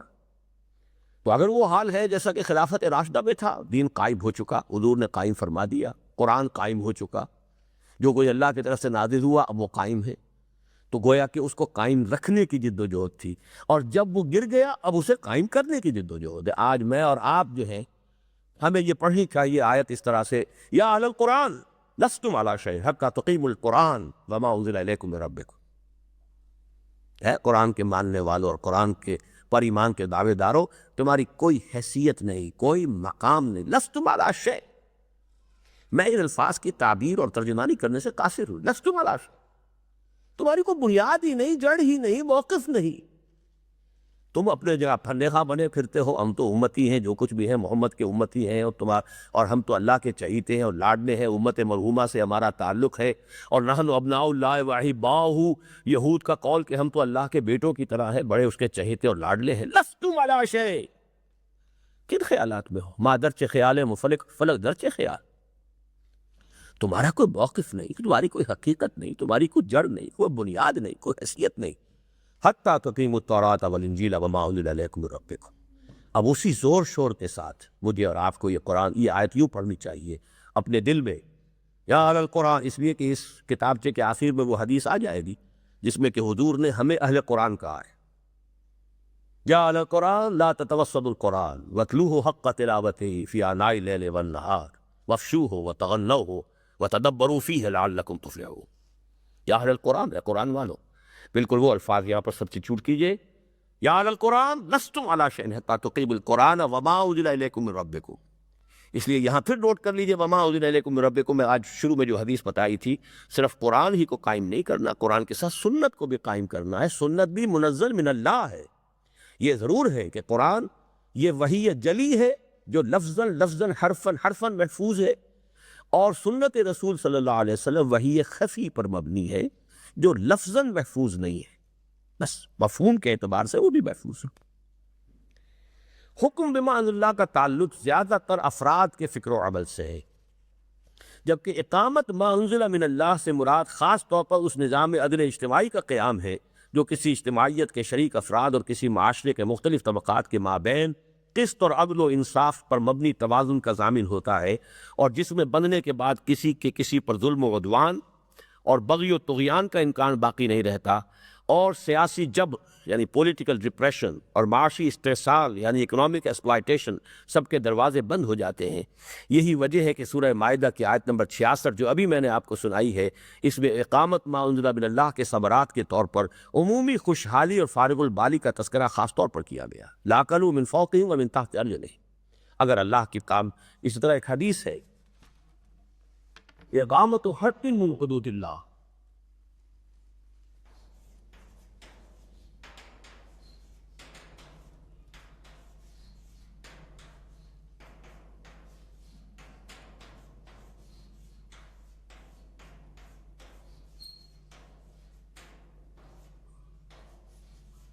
سنرو من مطلع اربعین لیلہ۔